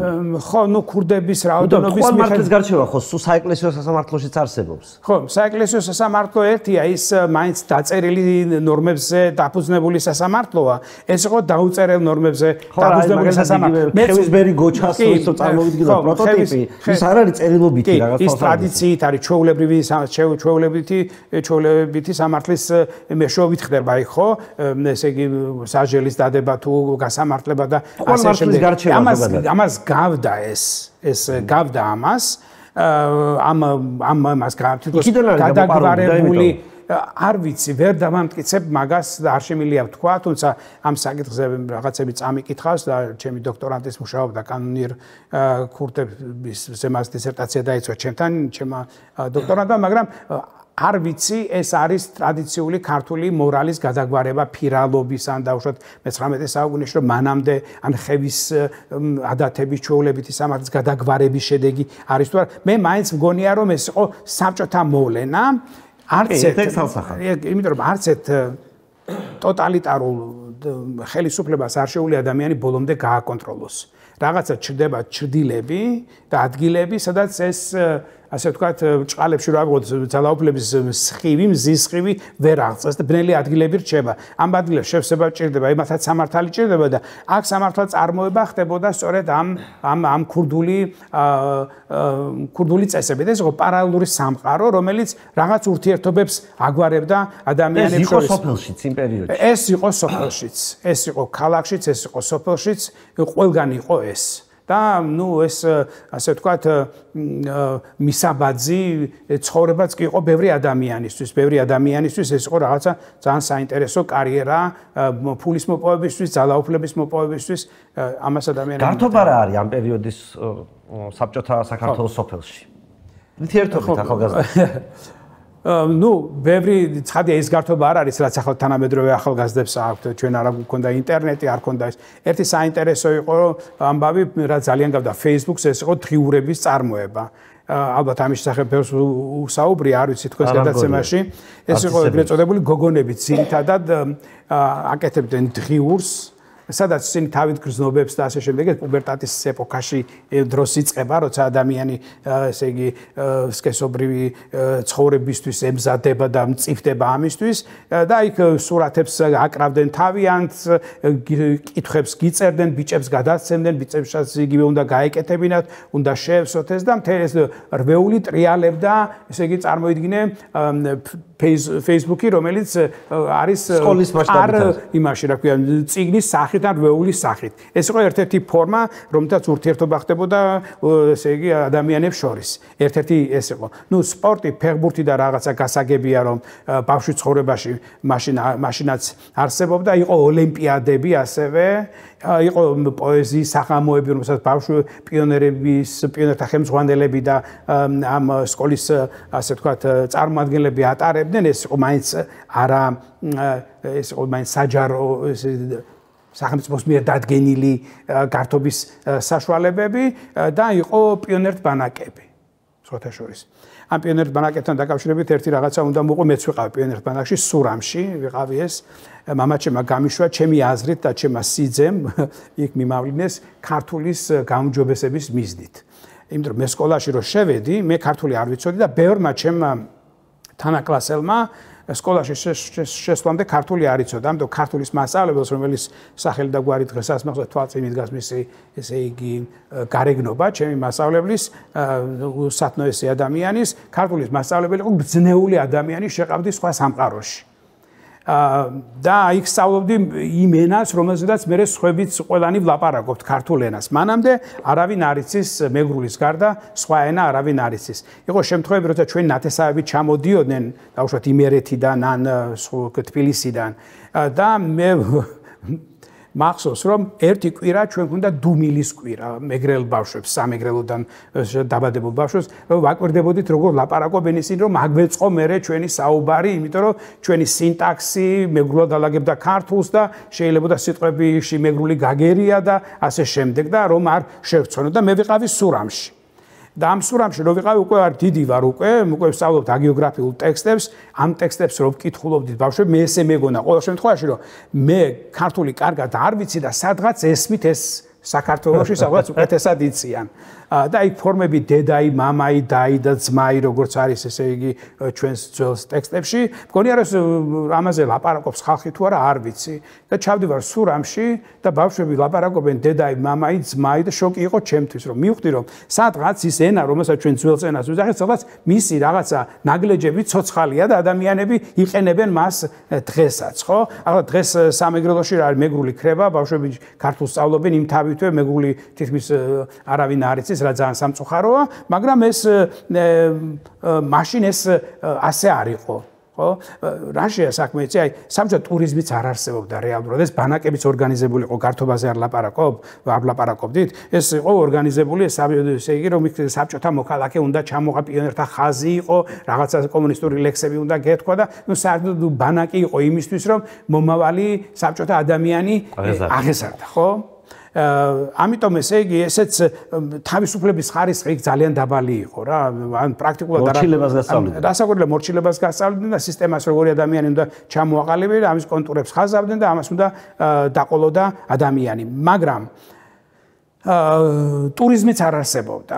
საბჭოთა ტურიზმი ყოველთვის იყო ორგანიზებული. ვიღაცა ხელმძღვანელი იყო, რომელსაც ბავშვები მიყავდა, ან დიდები მიყავდა და ასე შემდეგ. და საბჭოთა ადამიანიც საქართველოშიც კი საქართველოს კუთხეები ერთმანეთს არ იცნობდნენ საბჭოთა კავშირის დროს. მაგალითად, კახელი და მეგრელი ასე არ იცნობდა ერთმანეთს, როგორც დღეს. გადაადგილება იყო რთული თუ მოგონის ჩაწერა იყო ადამიანი მიმაგრებული იყო თავის საცხოვრებელ ადგილს და ცხოვრება ისე გაივლიდა მაგალითად გლეხის ცხოვრება სამეგრელოში, ყოველ შემთხვევაში ღრმა სამეგრელოში, რომ ის ერთხელაც ვერ ჩამოვიდა და თბილისში, რომელსაც მეგრელები ქართლს ეძახიან, ხო, ქართლის იყენებენ თბილისის ესე იგი სახელწოდებად, ხო? არც ისე გარდაეცვლებოდა, რომ ქალაქში არც წავიდოდა, ის მიწერილი იყო იმ ადგილს, ხო? ანუ რუსული ბატონყმობის ფორმა იყო რა, იმ ადგილს ახარ მიწერილი და საერთოდ ფეოდალური სტრუქტურის რაღაცა იყო, რომ მიწერილი ხარ იქიდან ვერ დაეძრებდა და ვერც ასეთი გადაადგილება არ იყო. აი პირველი გაცნობა მოხდა 90-იანებში, საბჭოთა კავშირის დამგრევის ეკონომიკური სიდუღჭირე იქ სამეგრელოდან ვიდა ხალხი თბილისმა შეასრულა მაშინ ფანტასტიკური ფუნქცია.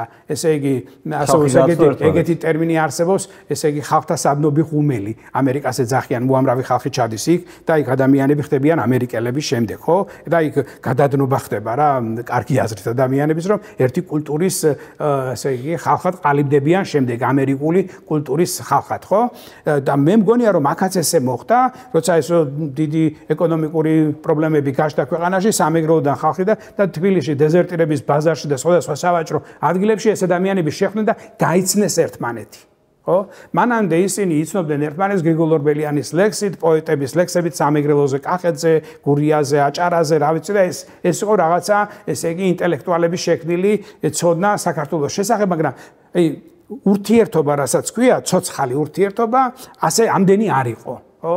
მე არ მახსოვს მაგალითად იშვიათად რომ ჩემი სოფლიდან ვიღაცას ავტობუსი ექირავებინა და ალავერდის სანახავად წასული მოვლენა იყო ესეთი რამე თუ მოხდებოდა ხო იშვიათად ხდებოდა ესეთი რაღაცა ანუ ადამიანი სამუდამოდ იყო მიმაგრებული იმ ადგილს და ტურიზმი როგორც ასეთი არ არსებობდა იმიტომ რომ ტურიზმი იყო ორგანიზებული იგივე ეხება უცხოეთში ტურიზმს სადაც საერთოდ საბჭოთა ადამიანი ძალიან დიდი პრობლემები და 1000 ფილტრის გავლის შემდეგ ხდებოდა და თან მიყვებოდა უშუალობის თანამშრომელი რომელიც ამ ადამიანებს თავისუფალ გადაადგილებას უზღუდავდა და იქაც საბჭოთა ტურისტი რომ მიდიოდა საბჭოთა კაპიტალისტურ ქვეყნებში იშვიათად, მაგრამ საბჭოთა სოციალისტური ბანაკის ქვეყნებში თუ მიდიოდა, ეს ძალიან გამდა მომლოცველობას.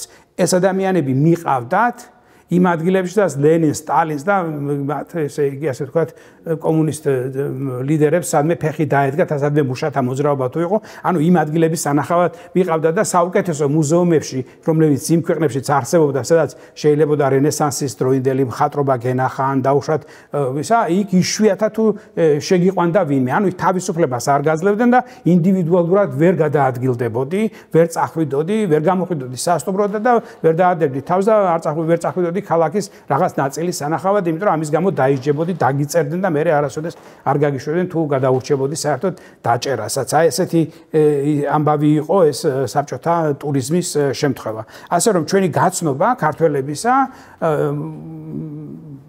ხო სამწუხაროა, მაგრამ ეკონომიკურმა სიდუხჭირე მოიტანა, რომ ხალხმა და თბილისის დიდი ქალაქი მნიშვნელოვანია ყველა კულტურისტი, ჩვენ ერთი ქალაქი გვაქვს დიდი, ახლა მეორე ბათუმი ყალიბდება, მაგრამ მისი ფუნქცია სწორედ ეს იყო და თვითონ თბილისიც რომელზეც მრავალი ლეგენდა არსებობს, მაგალითად სამოსელ პირველში ეს ლამაზ ქალაქი, ადამიანური ურთიერთობები და ასე შემდეგ, სადაც ყველა ერთმანეთს იცნობს, პრინციპში ჩემი აზრით ასევე სოფელი იყო, ეს სოფელს იმეორებდა. აი თბილისელები წუხდნენ იმაზე, რომ ამდენი ადამიანი ჩამოვიდა, ჩვენ ყველანი ერთმანეთს ვიცნობდით, ახლა ვერავის ვერ ვცნობ და ქალაქი რა არის? ქალაქი არის ანონიმურობა, ხო? სადაც დაიმალება. ხო? ესე იგი არსებობს გამოთქმა, რომ დიდი ქალაქი გაათავისუფლებს ადამიანს, ხო? ანუ შენ არ იცნობ ადამიანს რუსთაველზე რომ მიდიხარ, აი იმ პერიოდში, იმ დროს საბჭოთა პერიოდში თბილისი იყო, როცა რუსთაველზე გავიდა, ყველა ერთმანეთს იცნობს. ხო? ანუ იქაც ეს სოფლის ამბავია, სოფელი არის ესე იგი ადგილი, სადაც ადამიანები პირისპირ იცნობენ ერთმანეთს, ხო? ყველა გამარჯვებას ეუბნება, ყველა ერთმანეთი იცის, თან კარგად იცის ოჯახებით, შვილებით და ასე შემდეგ, ხო? და ქალაქშიც ეს ჰქონდა გადმოტანილი და მე მთელი წუხილები უკვე თბილისელების წუხილების ძალიან დიდი ნაწილი, აი თბილისის იერსახის დაკარგვას უკავშირდება დღესაც, რომ რამდენი ადამიანია ჩამოსული, ну კიდევ კარგი რომ თუ გაგმარეს ეს სიტყვა ჩამოსული და სხვა რამე არ დაგიძახეს და წუხან ამის გამო რომ ის გაქრა და თითქოს იქ იყო დიდი სულიერება და იყო ბირჟები და ეს მე მაგალითად ეს ნაკლებად შემხებია. ანუ მე ვიცი რომ ეს არსებობდა, რასაც შენზე უფროსი ვარ ბევრად მე და ამიტომ ანუ რაღაც მომენტში ეს როგორ ჩანს, იმდენი ჩამოვიდა რაღაც მომენტში რომ ეს უკვე აღარ იყო ნაკლებად აქტუალური იყო და ჩემი კითხვაც აქედან გამომდინარეა. რას ნიშნავს იმ პერიოდში, საბჭოთა პერიოდში სოფლიდან ქალაქში გადასვლა? რაც შენ გამოიარე. კი, სოფლიდან ქალაქში გადასვლა პრინციპში ეს არის რთული, მაგრამ საოცნებო ამბავი. იცი რა იყო, ესე იგი, მოდი ერთ რამეს ვიტყვი რა, მთელი საბჭოთა ადამიანი, მთლიანად საბჭოთა ადამიანი ერთი რამესთვის ემზადებოდა. მთავარი საზრუნავი, ქართველს ყოველ შემთხვევაში რა ქონდა, რომ შვილი მოეწყო უმაღლესში. მთელი კულტურა ამაზე იყო, მხატვრული ტექსტებიც არსებობს ამაზე, რეზო ჭეიშვილის არაჩვეულებრივი ძალიან მომწონს, კარგად ყვება ამის შესახებ ხუმრობს კიდევაც და ასე შემდეგ, რომ ბავშვი როგორმე მოწყვიტოს სოფელს და ქალაქისკენ გაუყვალო გზა. და ამის ერთ-ერთი საშუალება არის გარდა იმისა, რომ ქარხანაში დაიწყოს მუშაობა, უმაღლესი განათლება მიიღოს.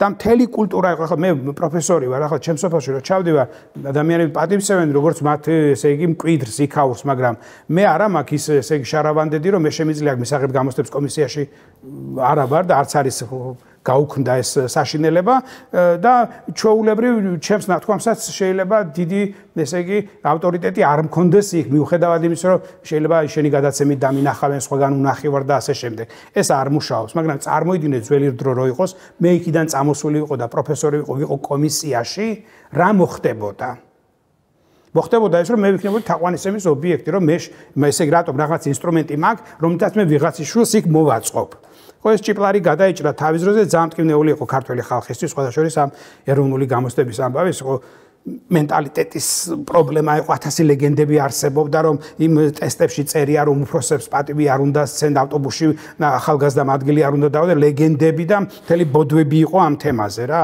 რომ აი მორალს ანგრევენ და სინამდვილეში მოიშალა ეს სისტემა და უკვე ასე ვთქვათ ინტელიგენცია წოდებულმა ფენამაც ძალიან დიდი ავტორიტეტი უკვე აღარ ქონდა. საქმე ის იყო რომ ინტელიგენტებს და ინტელიგენციას ქონდა ასე ვთქვათ სხვა ტიპის ძალაუფლება, ხო? სხვა ტიპის პატივისცემა და ისინი ითვლებოდნენ რომ ისინი არიან ეს მე-19 საუკუნეში და ადრე დაბადებული ევროპაშიც ესე იყო ეს და მე საბჭოთა სისტემაში უკვე საბჭოთა ინტელიგენცია რო გაჩნდა, ეხაც გამოინაცვლა, ესენი არიან ადამიანები, რომლებიც მორალის, ნეობის, განათლების ქურუმები არიან და საყოველთაო პატივისცემის, ესე იგი, ობიექტები იყვნენ ეს ადამიანები, ეს ასე ვთქვათ, საბჭოთა ინტელიგენციის წარმომადგენლები და საბაზრო მეურნეობამ, მისაღები გამოსტების, ასე თქვა, ძალაუფლების დაკარგვამ ამ პროცესში არა, შედეგად გამოიწვია, რომ ისინი გახდნენ ჩვეულებრივი ადამიანები და ეს ძალიან ბევრი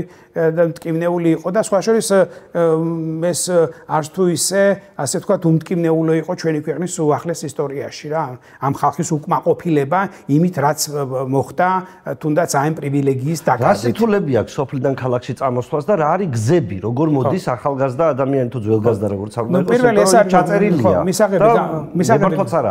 მისაღები გამოსვლა უნდა ჩააბარო, როგორმე ჩაირიცხები, მაგრამ თბილისში ცხოვრების უფლება არ გაქვს. შენ სწავლობ რამდენიმე წელს თბილისში, ამთავრებ დიპლომს იღებ და შემდგომ შენ უკვე განათლების სისტემა გაგანაწილებს სადმე. სკოლაში ან იმის რაღაც სამუშაოს მოგცემს, მაგრამ არა თბილისში. იმიტომ თბილისში არა გაქვს ჩაწერა. ხო? და შენ უნდა გაგაგზავნო სხვაგან სამუშაო და ადამიანები 1000 ხრიკებს მიმართავდნენ იმისთვის, რომ ეს ჩაწერა მიიღოთ. თბილისში ჩაწერა. თბილისში ჩაწერა მიიღოთ. თბილისში სტუდქალაქი არსებობდა, აი ახლა ბაკის ტერიტორიაზე რო არის სახლები, ხის სახლები ეს, მაგრამ ეს საკმარისი არ იყო, მე კიდევაც ააშენეს. მაგრამ ძირითადად მაინც ნათესავებთან ცხოვრობდნენ ადამიანები და ამ ნათესავების დამსახურება ძალიან დიდი არის რა, იმათმა ეს ახალგაზრდობებს მაგალითად ჩემს ნათესავებთან ცხოვრობდი გარკვეული დროის მანძილზე და მაგათი სიტყვა და სიყვარული თელი ცხოვრება მექნება. მაგრამ სტუდენტი აი ეს სტუდქალაქური ცხოვრება, როგორც არის მაგალითად დღეს, ხო, ადამიანი 18 წლის ასაკში დემოკრატიულ ასე ვთქვათ, სისტემებში ან ეკონომიკურად წინწასულ ხმებში დამოუკიდებელ ცხოვრებას იწყებს, მიდის, მუშაობს და ასე წყდება ოჯახს, ნათესავებს და ასე შემდეგ და თავის კარიერას აკეთებს. ესე არის ჩვენ მიბმული ვიყავით ან ნათესავებს ამ სწავლის პროცესში და მე უკვე თბილისში, დარჩენის საშუალება იყო აკადემიური კარიერა. მაგალითად თუ თქვენ დისერტაციას იცავდით და მაშინდელი წესების მიხედვით მეცნიერებათა კანდიდატის ხარისხს თუ იღებდით, არა? მაშინ თქვენ გქონდათ შანსი უნივერსიტეტში ან რომელიმე უნივერსიტეტში თბილისში დარჩენილი ყავით, მაგრამ განაწილების სისტემა მაშინაც მუშაობდა და თქვენთვის შეიძლებოდა თქვენ არ მოგცემდნენ ადგილს თბილისში, მაგრამ თელავში გაგიშვებდნენ სამუშაოდ და ასე შემდეგ. ანუ პრაქტიკულად თავისუფალი გადაადგილება და მოქმედება ეს ჩაწყობაზე იქნებოდა ალბათ, ხო? ჩაწყობის რა ფორმა არსებობს, აი რა ფორმა ჭირდებოდათ ადამიანებს თბილისში დასარჩენა და საუნივერსიტეტო ჩაწყობის გარეშე ერთ-ერთი გზა იყო ქორწინება მაგალითად თქვათ, მაგრამ ესეც არ ხდებოდა ხშირად არა. მაგრამ ჩაწყობის რა გზა არსებობდა, არ ვიცი, მართალი გითხრა, მე ესე იგი საბედნიეროდ ამის გაკეთებამ არ მომიწია და მართალი გითხრა, ახლა არ ვიცი, მაგრამ ფულის მიცემა იქნებოდა, სადღაც თამი იქნებოდა, ვიღაცა დასკვნას დაწერდა, რომ ეს სპეციალისტი გჭირდება აქ მაინც და მაინც და აუცილებლად და ამიტომ მას ჩაწერა უნდა მივცეთ. იმიტომ ეს ჩაწერა ქალაქში იყო ტვირთი ქალაქისთვის, იმიტომ ქალაქ ქონდა საბინაო მეურნეობა. მე ამ ადამიანისთვის ბინა უნდა მიეცა და პრინციპში კომუნისტები თავს იცავდნენ, რომ ისეთი რაოდენობა არ შემოსულიყო ადამიანებისა ქალაქში, რომელთაც რომლებიც მე საცხოვრებელი პირობებით უნდა უზრუნველყო და ამასაც ესეც მუშაობდა ალბათ, ხო? და ამის გამო სკოლა რითი განსხვავდება იმ პერიოდის უნივერსიტეტისგან და რო წარმომადგენელი შეიძლება უცნაური შეკითხვა დავსვა, მაგრამ მე მყავდა სხვადასხვანაირი ლექტორები. ყოფილი კომუნისტები, პირობითად, ყოფილი როგორი კომუნისტები, ვიცი, ყოფილი ნაღდი კომუნისტები. და ყოფილი მერტამე კომუნისტები, რომელიც არც თუ ისე ნაღდ კომუნისტად ითვლებოდნენ, მაგრამ კომუნისტების პერიოდიდან მოყოლებული უნივერსიტეტში იყვნენ. ახალი შემომატებული ხალხი, რომელიც აღზარდეს ამ კომუნისტებმა საკუთარი რაღაცას მიხედვით. და აი ძალიან ცოტა ადამიანი იყო საბოლოოში უკვე მე 2000-იანების დასაწყისში ვარ სტუდენტი. მაგრამ უკვე ძალიან ცოტა ადამიანია ჩემს პროფესიაში აი კვალიფიციური, როგორც ასეთ. შეიძლება ეს ძალიან უცნაური იურისტებს არის? ხო, იურისტებს თლიანად შეიცვალა. ჩემი სფერო საერთოდ ახალია, იმიტომ საბჭოთა კავშირში სოციოლოგია პრაქტიკულად არც არსებობდა. თვითონ საბჭოთა რას ნიშნავს საბჭოთა ლექტორი და ვინ არის საბჭოთა კავშირში უნივერსიტეტში ისეთი, რომელსაც დღევანდელი გაგებით ჩვენ საბჭოთა ლექტორს არ დაუძახებ. ხო. საბჭოთა ლექტორი არ იყო ადამიანი, რომელიც არ გელაპარაკებოდა იდეოლოგიის ენით. ეს ერთი. და ის რაღაც ისეთ გეუბნებოდა, რასაც ჩვეულებრივ ვერ გაიგებდი სხვაგან. ასეთი პროფესორები იყვნენ. რომლებიც არანაირად ისე მუშაობდნენ, რომ მათგან არ იგრძნობოდა, რომ ისინი პარტიულებიც შეიძლება ყოფილიყვნენ, მაგრამ არ იგრძნობოდა არანაირი იდეოლოგიური, ასე ვთქვათ, კლიშეებით მეტყველება, ან მოწოდება, ან დაუშვათ რაღაცა სახელმწიფოს ერთგულების პრინციპების გადაგება. ანუ ფარული პედაგოგიკა, დაუშვათ კომუნისტი გაგეზარდა, ესეთი მე არ შემხედრია ჩვენ მეცნიერულ კომუნიზმს სწავლობდით და მეცნიერულ კომუნიზმს სწავლობდა ადამიანი რომელიც საერთოდ მეცნიერულ კომუნიზმზე კი არ ლაპარაკობდა არამედ საინტერესო რაღაცაზე გვიყვებოდა ცხოვრებისეულ რაღაცაზე იმიტომ რომ მეცნიერული კომუნიზმის წიგნი არ ვიცი ახლა აბოლოდეს მე თუ ჩაიხედავს ვინმე მისი მოყოლა და იქიდან ლექციის წაკითხვა სრულიად შეუძლებელია ეს არ არის ის რაც შეიძლება შენ მოყვე ვერ მოყვები ამას და სტუდენტიც ვერ ჩააბარებს ამ წიგნიდან ვერაფერს იმიტომ რომ ამას ვერ დაიმახსოვრებ უბრალოდ ხო? ამიტომ სტუდენტები პროფესორი, კარგი პროფესორი რითი ანაცვლებდა მეცნიერულ კომუნიზმს, მაგრამ სპინოზაზე დაგელაპარაკებოდა, ან პედაგოგიკის თეორიებზე დაგელაპარაკებოდა, ავტორებზე, რომელიც მას წაუკითხავს და ასე შეეძლო მას, ესე იგი, შენთვის რაღაცა ეთქვა, საინტერესო და აუდიტორიაში დაემაგრებინა, იმიტომ რომ ამ წიგნს აზრი არ ქონდა. ასეთი წიგნის წაკითხვას და მით უმეტეს სწავლებას. სრული აბსურდი იყო, ამიტომ ამას იყენებდა ბევრი ადამიანი, რომელსაც არ სჯეროდა. პრინციპში კომუნიზმის სინამდვილეში არც არავის არ სჯეროდა, მე ასე მგონია. საერთოდ არ ვიცი ახლა ეს როგორ განმაზოგადო და სწორი ვიქნები თუ არა ამაში, მაგრამ ქართულს მაინც და მაინც დიდი ფანატიზმი მაშინ არ ქონდა. მე უახლეს ისტორია ფანატიკური დამოკიდებულება, რაღაც ესე იგი გამძაფრებული ისეთი ქვეყანა სამხრეთია რა ამასაც აქვს მნიშვნელობა მზეა გარეთ ბევრი სიხარულია ადამიანური ურთიერთობები უფრო მეტია ამას უფრო მეტი მნიშვნელობა აქვს ვიდრე დავუშვათ ესე იგი რომელიმე კომუნისტური პარტიის ლიდერის თეზისების შესწავლას და ასე შემდეგ ესეც მოქმედებდა ეს დაკვირვება შეიძლება იმით გამართლდეს რომ ქრისტიანობაც კი კათოლიციზმიც თქვათ ხო სხვადასხვა ქვეყანაში სხვადასხვანაირი ამათ ჩtildeური კათოლიციზმი და ინგლისური განსხვავდება იტალიურისაგან რა იტალიელები ხიარულები არიან სხვანაირები არიან ჩtildeებს სხვა წუხილები და სხვანაირი დისციპლინა აქვს და აი საბჭოთა კავშირშიც ესე იყო საქართველოში არ მაგრდებოდა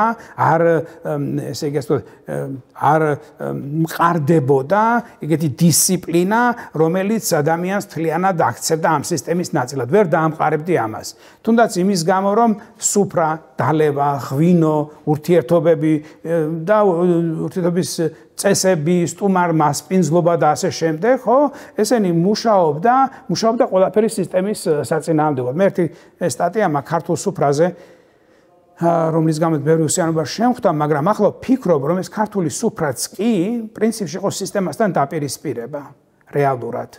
ეს იყო ქართველების შეთქმულება, სუფრაზე რა ხდებოდა, გარიგება ხდებოდა, ლაპარაკი ხდებოდა, დაძმაკაცება ხდებოდა და ეს საბოლოო ჯამში მე მიდიოდა იმისთვის რომ სისტემის წინააღმდეგ გებრძოლათ. მაგალითად ვიღაცას გაეცნობდა საქმისთვის, ამისთვის, შვილის მოსაწყობად, იმის გასაკეთებლად, რაღაცების ჩასაწყობად, იქ იქნებოდა მთელი ეს ამბავი, თამადობა, გაცნობა და იქ თუ ადამიანს სუფრაზე გაეცნობდი, მე უკვე ეს იყო ესე იგი ნდობა, სოციალური კაპიტალი ამაზე შენდებოდა და ეს უპირისპირდებოდა მე იმ სისტემას. არიშინოდათ ამ დროს უკვე სუფრაზე რაღაცების ლაპარაკი რომ ამ უკანონო სხვა რშვები.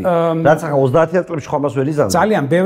ძალიან ბევრი რაღაცა შეიძლება შეგეძლო მოგესმინა მეგობრებში ხუმრობა და ასე შემდეგ თუმცა იმის შიში არც კი არსებობდა რომ ამას ვიღაც მიიტანდა სადღაც მაგრამ მე როცა უკვე სტუდენტი ვიყავ იმდენად მორყეული იყო სისტემა რომ შეგეძლო უამრავი რაღაცა გეთქვა რა პრინციპში და ნუ დიდად ახლა თუ რამე ტერორისტულ აქტს არ ფიქრობდი და რაღაცას არ აფეთქებდი და საშინელებებს არ გეგმავდი რაღაც აზრით პრინციპში სისტემა ამაზე თვალებს ხუჭავდა მე არ შემხედრია არც ერთი უსიამოვნება ჩვენი ხუმრობების გამო რომელსაც ჩვენ ხუმრობდით შენ დაკვირვებით პერესტროიკამ რა შეცვალა ხო პერესტროიკა რა იყო იცით ესე მარტინ ლუთერსაც თავის დროზე კათოლიკური ეკლესიის დანგრევა კი არ უნდოდა და მისთან დაპირისპირება მას უნდოდა კათოლიკური ეკლესიის გარდაქმნა მაგრამ მე ისე წავიდა გარემოებები სოციოლოგები ამას ვიზახეთ სოციალური მოქმედების გაუთვალისწინებელ შედეგებს ის სრულ დაპირისპირებაში შევიდა ეკლესიასთან და ნუ თქვათ რომ მას შეუქმნა პრობლემები გორბაჩოვსაც არ უნდოდა პრინციპში საბჭოთა კავშირის დანგრევა ამას მისი მოდერნიზაცია უნდოდა დღეს ბევრს წერენ იმაზე რომ განსაკუთრებით ისაც უყვარს ეს რაღაცა შეთქმულების თეორიები რომ ის იყო ჩანერგილი დაანგრია საბჭოთა კავშირი რო დაინგრეოდა ამას ადამიანი ვინ შინიცხოვდა კი ვერ ხვდებოდა მაგრამ გონიერმა ადამიანმა იცოდა, როცა ტალონებზე ლობიოსაც კი ტალონით ყიდულობდა კარაქი და მთელი ამბავი და ეკონომიკა ამოწურულია და მთელი პრობლემები არის, ალბათ უნდა მიხვედრილიყავი, რომ საქმე კარგად არ არის. მაგრამ გორბაჩოვმა გადაწყვეტა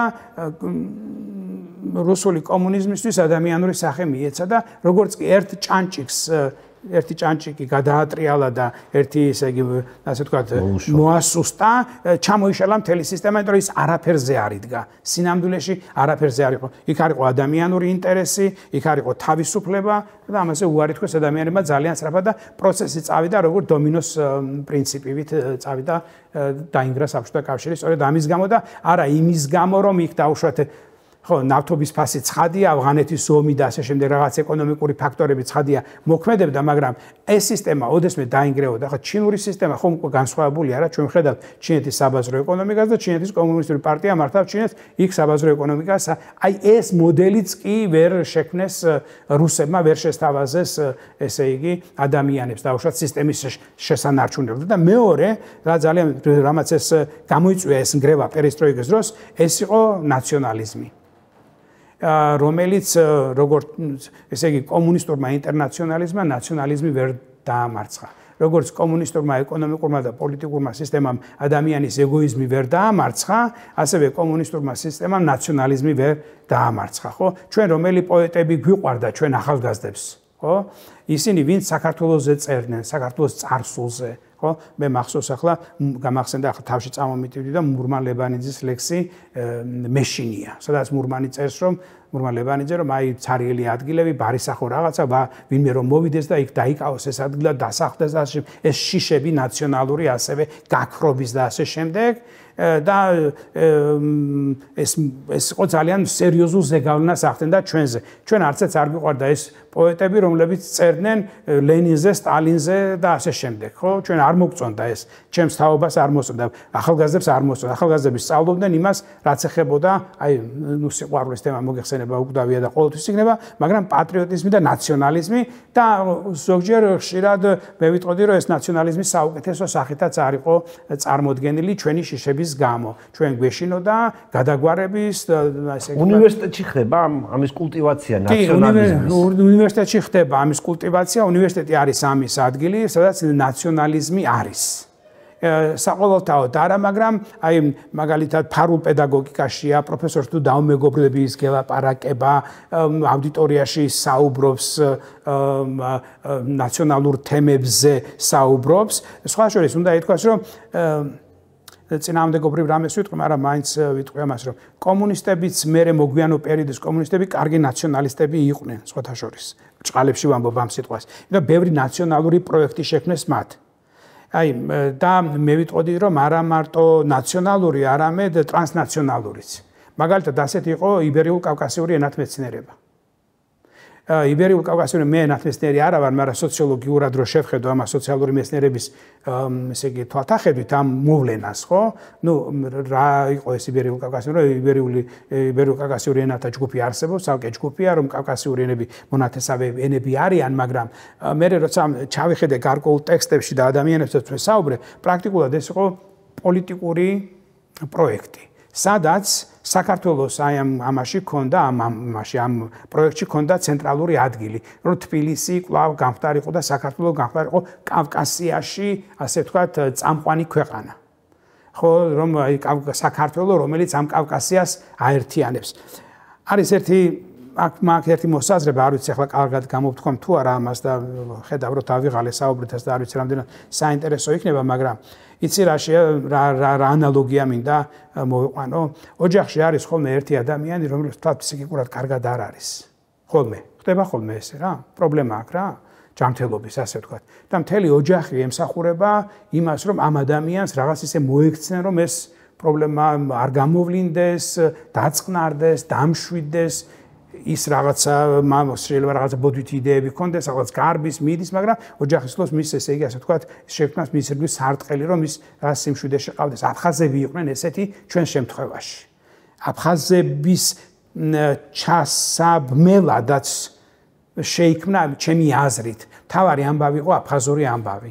ამ იბერიულ კავკასიური ენათმეცნიერებაში, რომ აფხაზები ჩაგვერთო ამ ველში და ეს ერთიანობის ასე ვთქვათ კონცეფციაში მოგვექცია ისინი, ხო? და მე კიდევაც აი ახლა ამაზე საუბარი საკმაოდ წაგვიყვანდა, მაგრამ შეიძლება ვნახოთ ტექსტები, სადაც გამოცემებიც, რომელიც უკვე რუსულადაც იბეჭდება, რომ აფხაზებმა რუსულად მაინც შეძლო დაბეჭდა, მოსკოვში არ დაბეჭდნენ, მაგრამ აფხაზები უკვე საბჭოთა პერიოდში საქართველოს დაუპირისპირდნენ, იმით რომ მათ რუსული ენა აირჩიეს თავისი, ასე ვთქვათ, განათლებისთვის და რაც მთავარია, ქართველებისაგან საკუთარი თავის გასასხვავებლად მათ რუსეთი აირჩიეს და ამას ყველა გრძნობდა ეს აფხაზეთი იყო თემა რომელზეც ჩვენ არ გვიყვარდა საუბარი მტკივნეული ამბავი იყო ქართველებისთვის ეს აფხაზეთის ამბავი და როცა აკაკი ბაქრაძემ ერთხელ სრულებით შემთხვევით როცა აუდიტორიაში გადავეყარეთ მას რამდენიმე ადამიანი მე მას პირადად მაშინ გავიცანი მან თქვა რომ ეს აფხაზეთი იქნება სერიოზული პრობლემა ჯერ კიდევ სად არის დამოუკიდებლობა და ამბავი სერიოზული პრობლემა საქართველოს დამოუკიდებლობისთვის იმიტომ რომ ისინი გავიდნენ აი ამ საქართველოს კულტურული ზეგავლენიდან და ამ იბერიული კავკასიური ენათმეცნიერების მეშვეობით ქართველებს უნდათ ეს მოეპოვებინათ ეს ასე ვთქვათ ძალაუფლება ამ კავკასიელებზე და მე ისინი ჩამოდიოდნენ თბილისის უნივერსიტეტში აქ იცავდნენ აქ ამთავრებდნენ და ასე შემდეგ და რუსეთს მაშინ განსაკუთრებული ესე იგი ასე ვთქვათ ექსპედიცია არ ჩაუტარებია ამის წინააღმდეგ მაგრამ ქართველებმა ერთ-ერთი ნაციონალური პროექტი ეს იყო, ხო, სხვა პროექტებიც არსებობდა, რომელთაც მაშინ ესე ქართული ნაციონალიზმი სწორედ ამას ემყარებოდა, მე კავკასიური სახლის იდეა და ყველაფერი აქედან წამოვიდა, ხო, ამ იდეიდან, თორემ ქართული შუა საუკუნეები კავკასიას ასე არ უყურებს, მაგალითად აბოთფილელის წანება თქვენ რო წაიკითხოთ, იქ ნახავთ რომ როგორ წერს აბოთფილელი კავკასიელებს, ხო, ჯერ ამბობს რომ ყურეს ამასა ქვეყანასა ვართო, ანუ ბიზანტიის იმპერიის კიდეში ვართო ქრისტიანებს და იბჩილო კავკასიაში ცხოვრობენ კაცნი ველურნი და ასე შემდეგ. ანუ ეს კავკასიური ერთიანობის იდეა არ არსებობს. მაგრამ არსებობს სხვა იდეა შუა საუკუნეებში ეს არის რომ ერთ-ერთი ქართველი ინტელექტუალი მიდის ესე იგი იბერიაში უნდა წასვლა, ესპანეთში გაუგია რომ იმასაც იბერია ქვია, იმ მხარესაც და იქ უნდა წასვლა რაც ვერ ხერხდება და მე ეს იქცა იბერიულ კავკასი ესე იგი ბასკებისა და ქართველების ნათესაობის თეორია და ესეც რაღაცა საერთაშორისო პროექტად უნდა ქცეულიყო, თუმცა წარუმატებელი, მაგრამ კომუნისტებს ჰქონდათ გარკვეული ნაციონალიზმი და ამის ეს საკმაოდ საინტერესო ამბავი ხელს უწყობდნენ ამ ნაციონალიზმს. ეროვნული მოძრაობა როგორ შემოდის უნივერსიტეტებში? და როგორ იწყება აი უცბად კომუნისტური საზოგადოება და უცბად ხდება რომ ეროვნული მოძრაობა შემოდის იქ უნივერსიტეტებში ხდება ვიღაც ხალხის შესვლა, ლაპარაკი ასე შემდეგ, მაგრამ შენ როგორ გძნობ ამის ამბავს, რომ კომუნისტურ იერარქიაში რაღაცა რღვევა შედის, ვიღაც ადამიანები გამოჩნდნენ, რომლებიც ღიად ლაპარაკობენ რაღაცა განსხვავებულს. ნუ ეს რასაკვირველია პერესტროიკას უკავშირდება. ნახე მან რა იყო თავარი პრობლემა ჩემი აზრით. ნახე როცა ადამიანები კრიტიკულ მდგომარეობაში არიან და ერები, ხო, ისინი ცდილობენ საკუთარი თავი გაიხსენონ. საბჭოთა კავშირში კი საქართველოს ისტორია ძალიან ცოტა ისწავლებოდა, მაგრამ მაინც ჩვენ თავს ვიხსენებდით როგორც ქართველები. მაგრამ ეს ქართველად ყოფნა მაინც რას ნიშნავდა, კარგად არ იყო გამოკვეთილი. ეს არის ქართული ენა, ქართული უნივერსიტეტი, რომელსაც ყველანი ვეთაყვანებოდით და ასე შემდეგ ამ უნივერსიტეტზე მე რაღაცა უნდა გითხრა გამახსენე. მაგრამ აი ეს დამოუკიდებლობის პერიოდი რო დადგა და ქართველებმა რო დაიწყეს თვითგახსენება ვინ ვართ, მას დასჭირდათ წარსული და პირველ რიგში ეკლესიას მიადგენ. თავი გაიხსენეს როგორც ქრისტიანმა ხალხმა. ხო? პრობლემა რა იყო? ჩვენ ფრანგები ვით ახლა ორასწლოვანი და რაღაცა დემოკრატიო სამოქალაქო ომები და დემოკრატიისთვის ბრძოლა და ადამიანების ესა ჩვენ არ გაგვივლია. ჩვენ ვართ ესე იგი ერთი ტერმინი არსებობს დაგვიანებული ერი ვართ რა, ესეთი ახლა არ შევერცდები ამის რას ნიშნავს ეს? დაგვიანებული ერი, ჩვენ განმანათლებლებმა იდეებმა აქ ვერ შემოაღწია და მე თუ შემოაღწია, იმის თავისუფლად გამოყენების და ინსტრუმენტალიზაციის საშუალება არ იყო, ხო? ამიტომ ჩვენ თავს ვერ გავიხსენებდით როგორც სამოქალაქო ერი. ჩვენ დავიწყეთ გახსენება ორი რამით საკუთარი თავის. ერთი როგორც ქრისტიანებმა და მეორე როგორც ჯიშით, ჯილაგით და მოდმით და სისხლით ქართველებმა. ეს მომენტი ერთმანეთს გადაეჭაჭვა, ამიტომ ჩვენ მივიღეთ ესე იგი ქრისტიანობა, რომელიც ნაციონალიზმთან არის დაკავშირებული, ხო? მაგრამ ჩვენ არ შეგვიძლია ჩვენი თავი გაგვეხსენებინა პირველი რესპუბლიკის პირველი რესპუბლიკით. პირველი რესპუბლიკის შესახებ ბევრმა რავინ არაფერი არ იცოდა. პირველი რესპუბლიკა იყო სრულებით ფანტასტიკური, არაჩვეულებრივი ხალხი, განათლებული და ასე შემდეგ.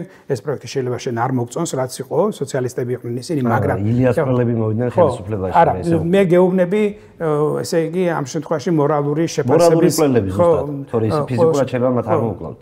მაგრამ ესე იგი ეს რადგანაც არავინ არ ვიცოდი ეს აი როგორც ახლა თქვენ ამბობთ შენ უკვე მთავრობის ადამიანი ამბობ ამას და მაშინაც დისკრედიტირებული იყო ამ აზრით და ამ რესპუბლიკას ვერ გააცოცხლებდი მაგას ვერ დაეყნობოდი იმის გამო რომ პოპულარული არ იყო მენშევიზმი კომუნისტების ნაირსახეობად მიიჩნეოდა და თან არაფერი არ ვიცოდით მის შესახებ ანუ ჩვენ თავს როგორც სამოქალაქო ერი ვერ გავიხსენებდით და გავიხსენეთ როგორც ქრისტიანებმა და როგორც ერთი მოდგმისა და ერთი ჯიშის ხალხმა. ჩვენ ქართველები ვართ. ჩვენ ქართველები ვართ, ხო? და ამიტომ იყო რომ სამოქალაქო საზოგადოების ფორმირება პრობლემური ენა მამული სარწმუნოება მასში გაჩნდა ეს ლეჭავჭავდა სხვანაირი თანმიმდევრული თქონდა მაგრამ ქართული მეორედნაირი ენა მამული სარწმუნოება იყო რომელიც ყველას ხელში ეჭირა ალბათ ეს იყო ის რაც წამოვიღეთ ნაზავი რაც იყო ჩვენი თვითგახსენების საშუალება ჩვენ ასე გავიხსენეთ ჩვენი თავი მაგრამ ჩვენ ამენაზე ევროპას ვერ დაველაპარაკებოდით ჩვენ ვერ დაველაპარაკებოდით ევროპას რომელსაც ეს გზა გავლილი ქონდა ქრისტიანობა ევროპისთვის მაშინ ყოველ შემთხვევაში დღეს არ ვიცი რა მოხდება და არავინ არ იცის სამყაროში რა მოხდება ისეთი მდგომარეობა მაშინ ესე იგი ჩვენ ვერ დაველაპარაკებოდით ამ ენაზე ევროპელებს ისინი ვერ გაიგებდნენ იმიტომ რომ იმათმა ეს გაიარეს საფრანგეთის რევოლუცია ეს სეკულარული საზოგადოება უკვე და შენ აქ ვერ დაველაპარაკებოდი ამ გრაალის მცველი ვარ და ქრისტიანი ხალხი ვარ და ამ ენას ისინი ვერ გაიგებდნენ და ვერც გაიგეს ეს ენა საბოლოო ჯამში ხო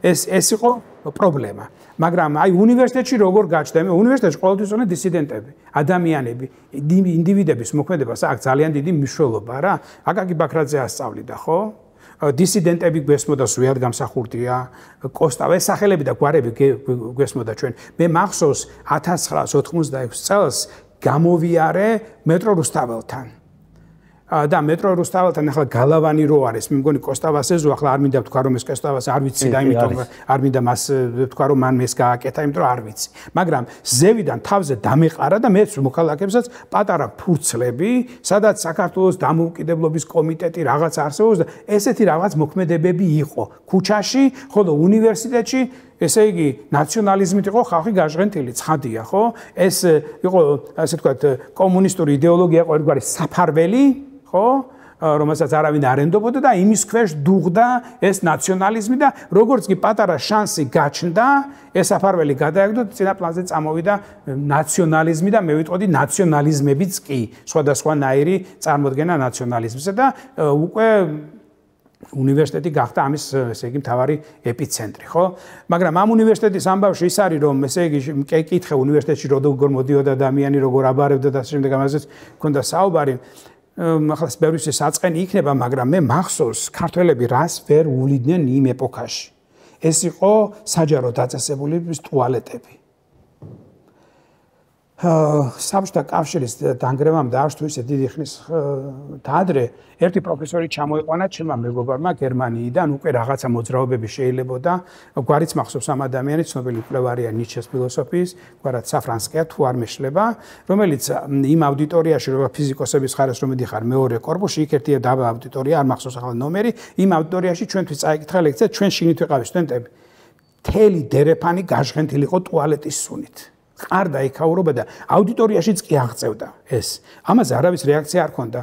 ახლა მე იმის გამო კი არ რომ სხვაზე დახვეწილი ვარ და ის რომ უბრალოდ მე მეგრელობის ამბავიც არის შეიძლება მეგრელებს ცხენიათ ყველაფრის ხო ქართველი უყურებს და რამე არ მოვიდეს და ესე არ თქვას და საერთოდ გერმანელი უყურებს 1000 რაღაცა გვაკონტროლებს ხო გარედან ვაკონტროლებ ჩვენს თავს ქართულად ვლაპარაკობთ ეს მაინც სხვა კულტურის ენაა და არა ყოველდღიურობის ენა და ამბავი ეს და შევწუხდი და აი ამ ტუალეტის სუში ეს იყო მე როცა 80-იანებში რო ჩავაბარე მაშინაც ტუალეტებს ვერ უვლიდნენ არა მარტო უნივერსიტეტში საჯარო დაწესებულებები სადაც არ შეხვდები ყველგან იყო ტუალეტის სუნი ხო და სამწუხაროა ჩემთვის იყო ტაძარი ეს უნივერსიტეტი რო ჩავაბარე ჩემს სახაროს საზღვარი არ ქონდა და ამ დროს ჩემს გაოცებას იწვევდა რომ ასეთი ადგილი რომელიც ძალიან მნიშვნელოვანია ხო ადამიანისთვის ყარდა და არასოდეს არ იყო მოვლილი ნუ ამას თავისი ახსნები აქვს, რომ ქართულს არ ეკადრებოდა, ეს არ ფიქრობდა, ეს ვიღაცა სხვას უნდა დაელაგებინა. ახლა აღმოჩნდა, რომ ყველაფერი ჩვენი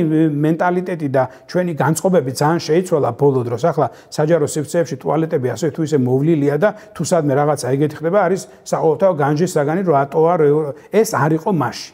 მე არ მახსოვს ახლა კარგ რესტორანშიც ყოფილ ვარ საბჭოთა პერიოდში, იქ არაუშავდა, მაგრამ სხვაგან საჯარო დაწესებულებები ცეკაშიც კი.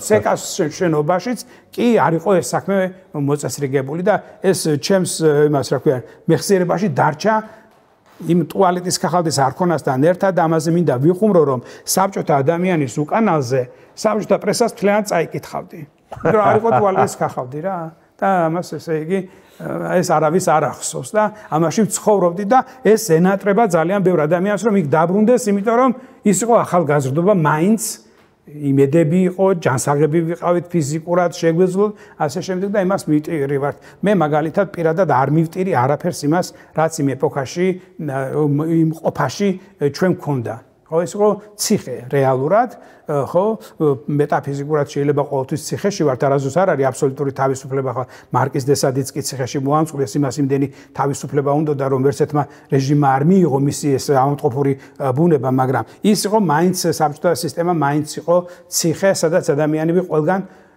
კონტროლდებოდა, მაგრამ ქართველები პოულობდნენ ყოველთვის გასაძრომს ამ სისტემიდან და საშიში რა არის ამ პერიოდის სტუდენტისთვის?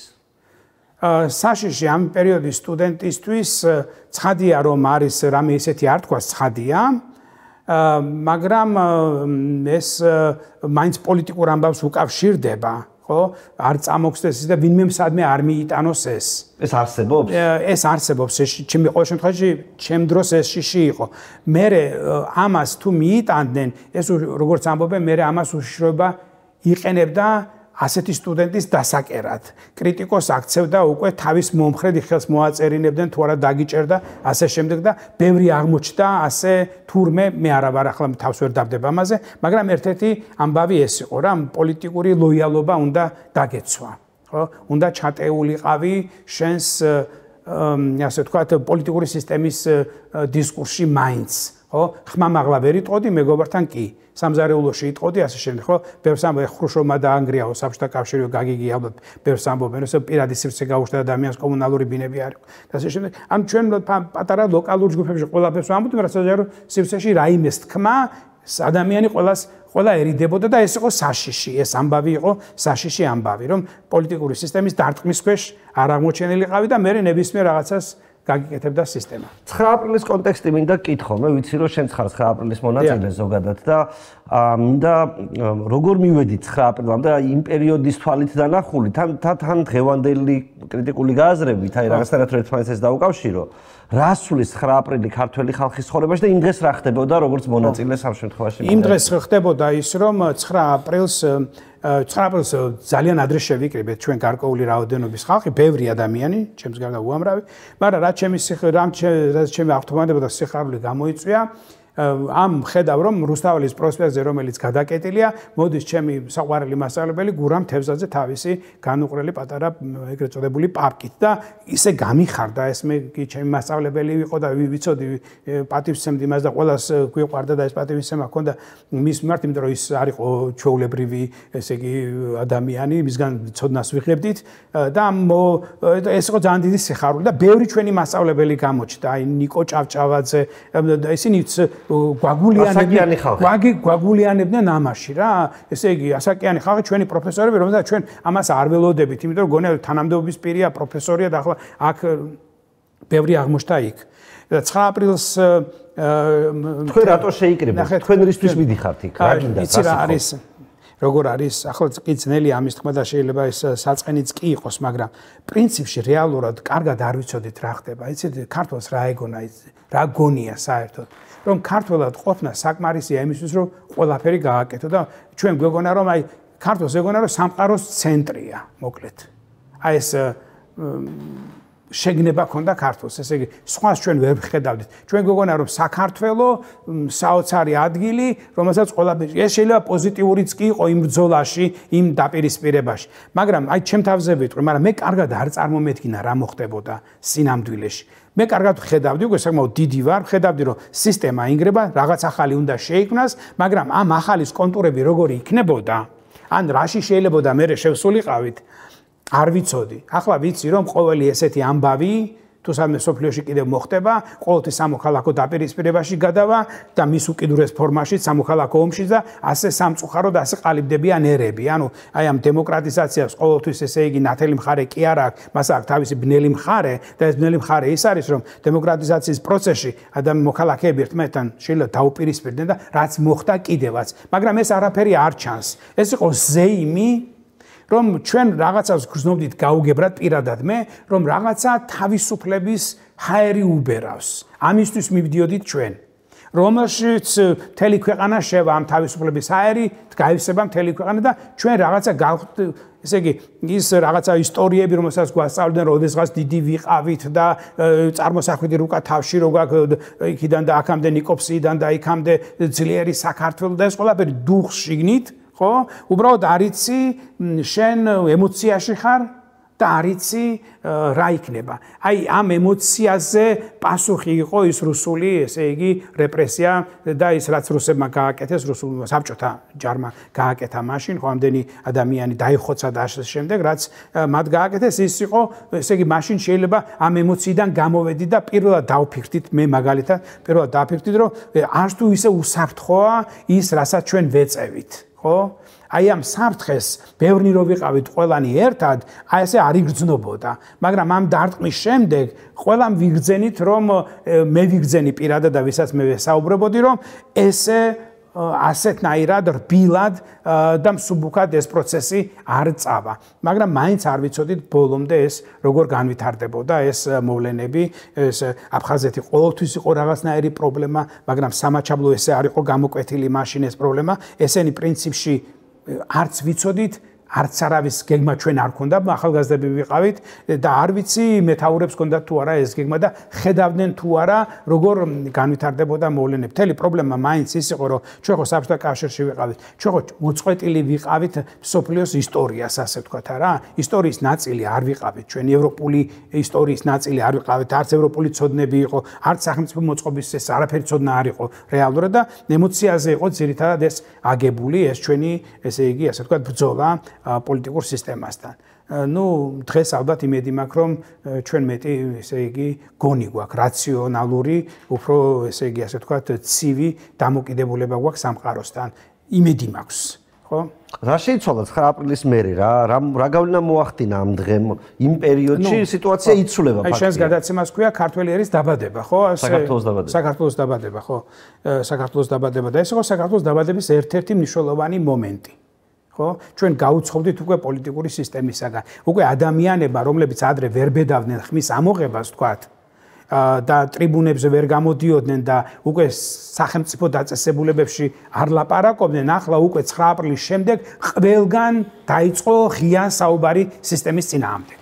და ადამიანებმა მოიპოვეს ამით საუბრის და მოქმედების თავისუფლება. ჩემი აზრით ეს იყო 9 აპრილის დამსახურება, რომ ამ ტრაგედიის მეშვეობით ჩვენ მოვიპოვეთ საუბრის და მოქმედების თავისუფლება, რომელიც მე უკვე იმაში გადაიზარდა, რაშიც გადაიზარდა, ხო?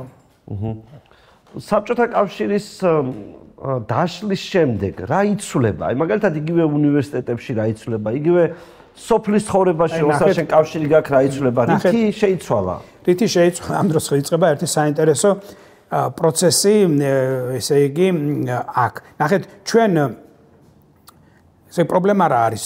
კომუნისტური სისტემა არ არის, რომელიც ერთგვარი, ესე იგი, ადამიანის ფორმირების ინსტრუმენტებს გთავაზობდა, ახალიც არ არის მოსული არაფერი, არ იცი რას დაემყარო, უკვე იცი რომ შიშველ ნაციონალიზმს ვერ დაემყარები ნაციზმს, იმიტომ რომ ეს არის მიუღებელი მთელი მსოფლიოსთვის, ამას ხვდები, ხო? ეკლესიას არ აქვს სოციალური სწავლება ისეთი რომ ეკლესია და ეკლესიით მოწყობილი სახელმწიფოში ვერ იცხოვრებ, ამას ხვდებით, ანუ ეკლესიური დოქტრინებით და ასე ვთქვათ, მართლობის ქვეშ ეგეთი ირანი აგერ ჩემო ბატონო, მართალია სოციოლოგიური თვალსაზრისით ეკლესია მართავს, იმიტომ ჩვენ სოციოლოგები ეკლესიას ფართო ტერმინად ვიყენებთ. ირანშია მაგალითად რელიგიური და სამოქალაქო კანონები თითქმის ემთხვევა ერთმანეთს. ეს ამით ხო ვერ ვიცხოვრებდით და ამ დროს ჩნდებიან პირველი ფონდები საქართველოში. ხო?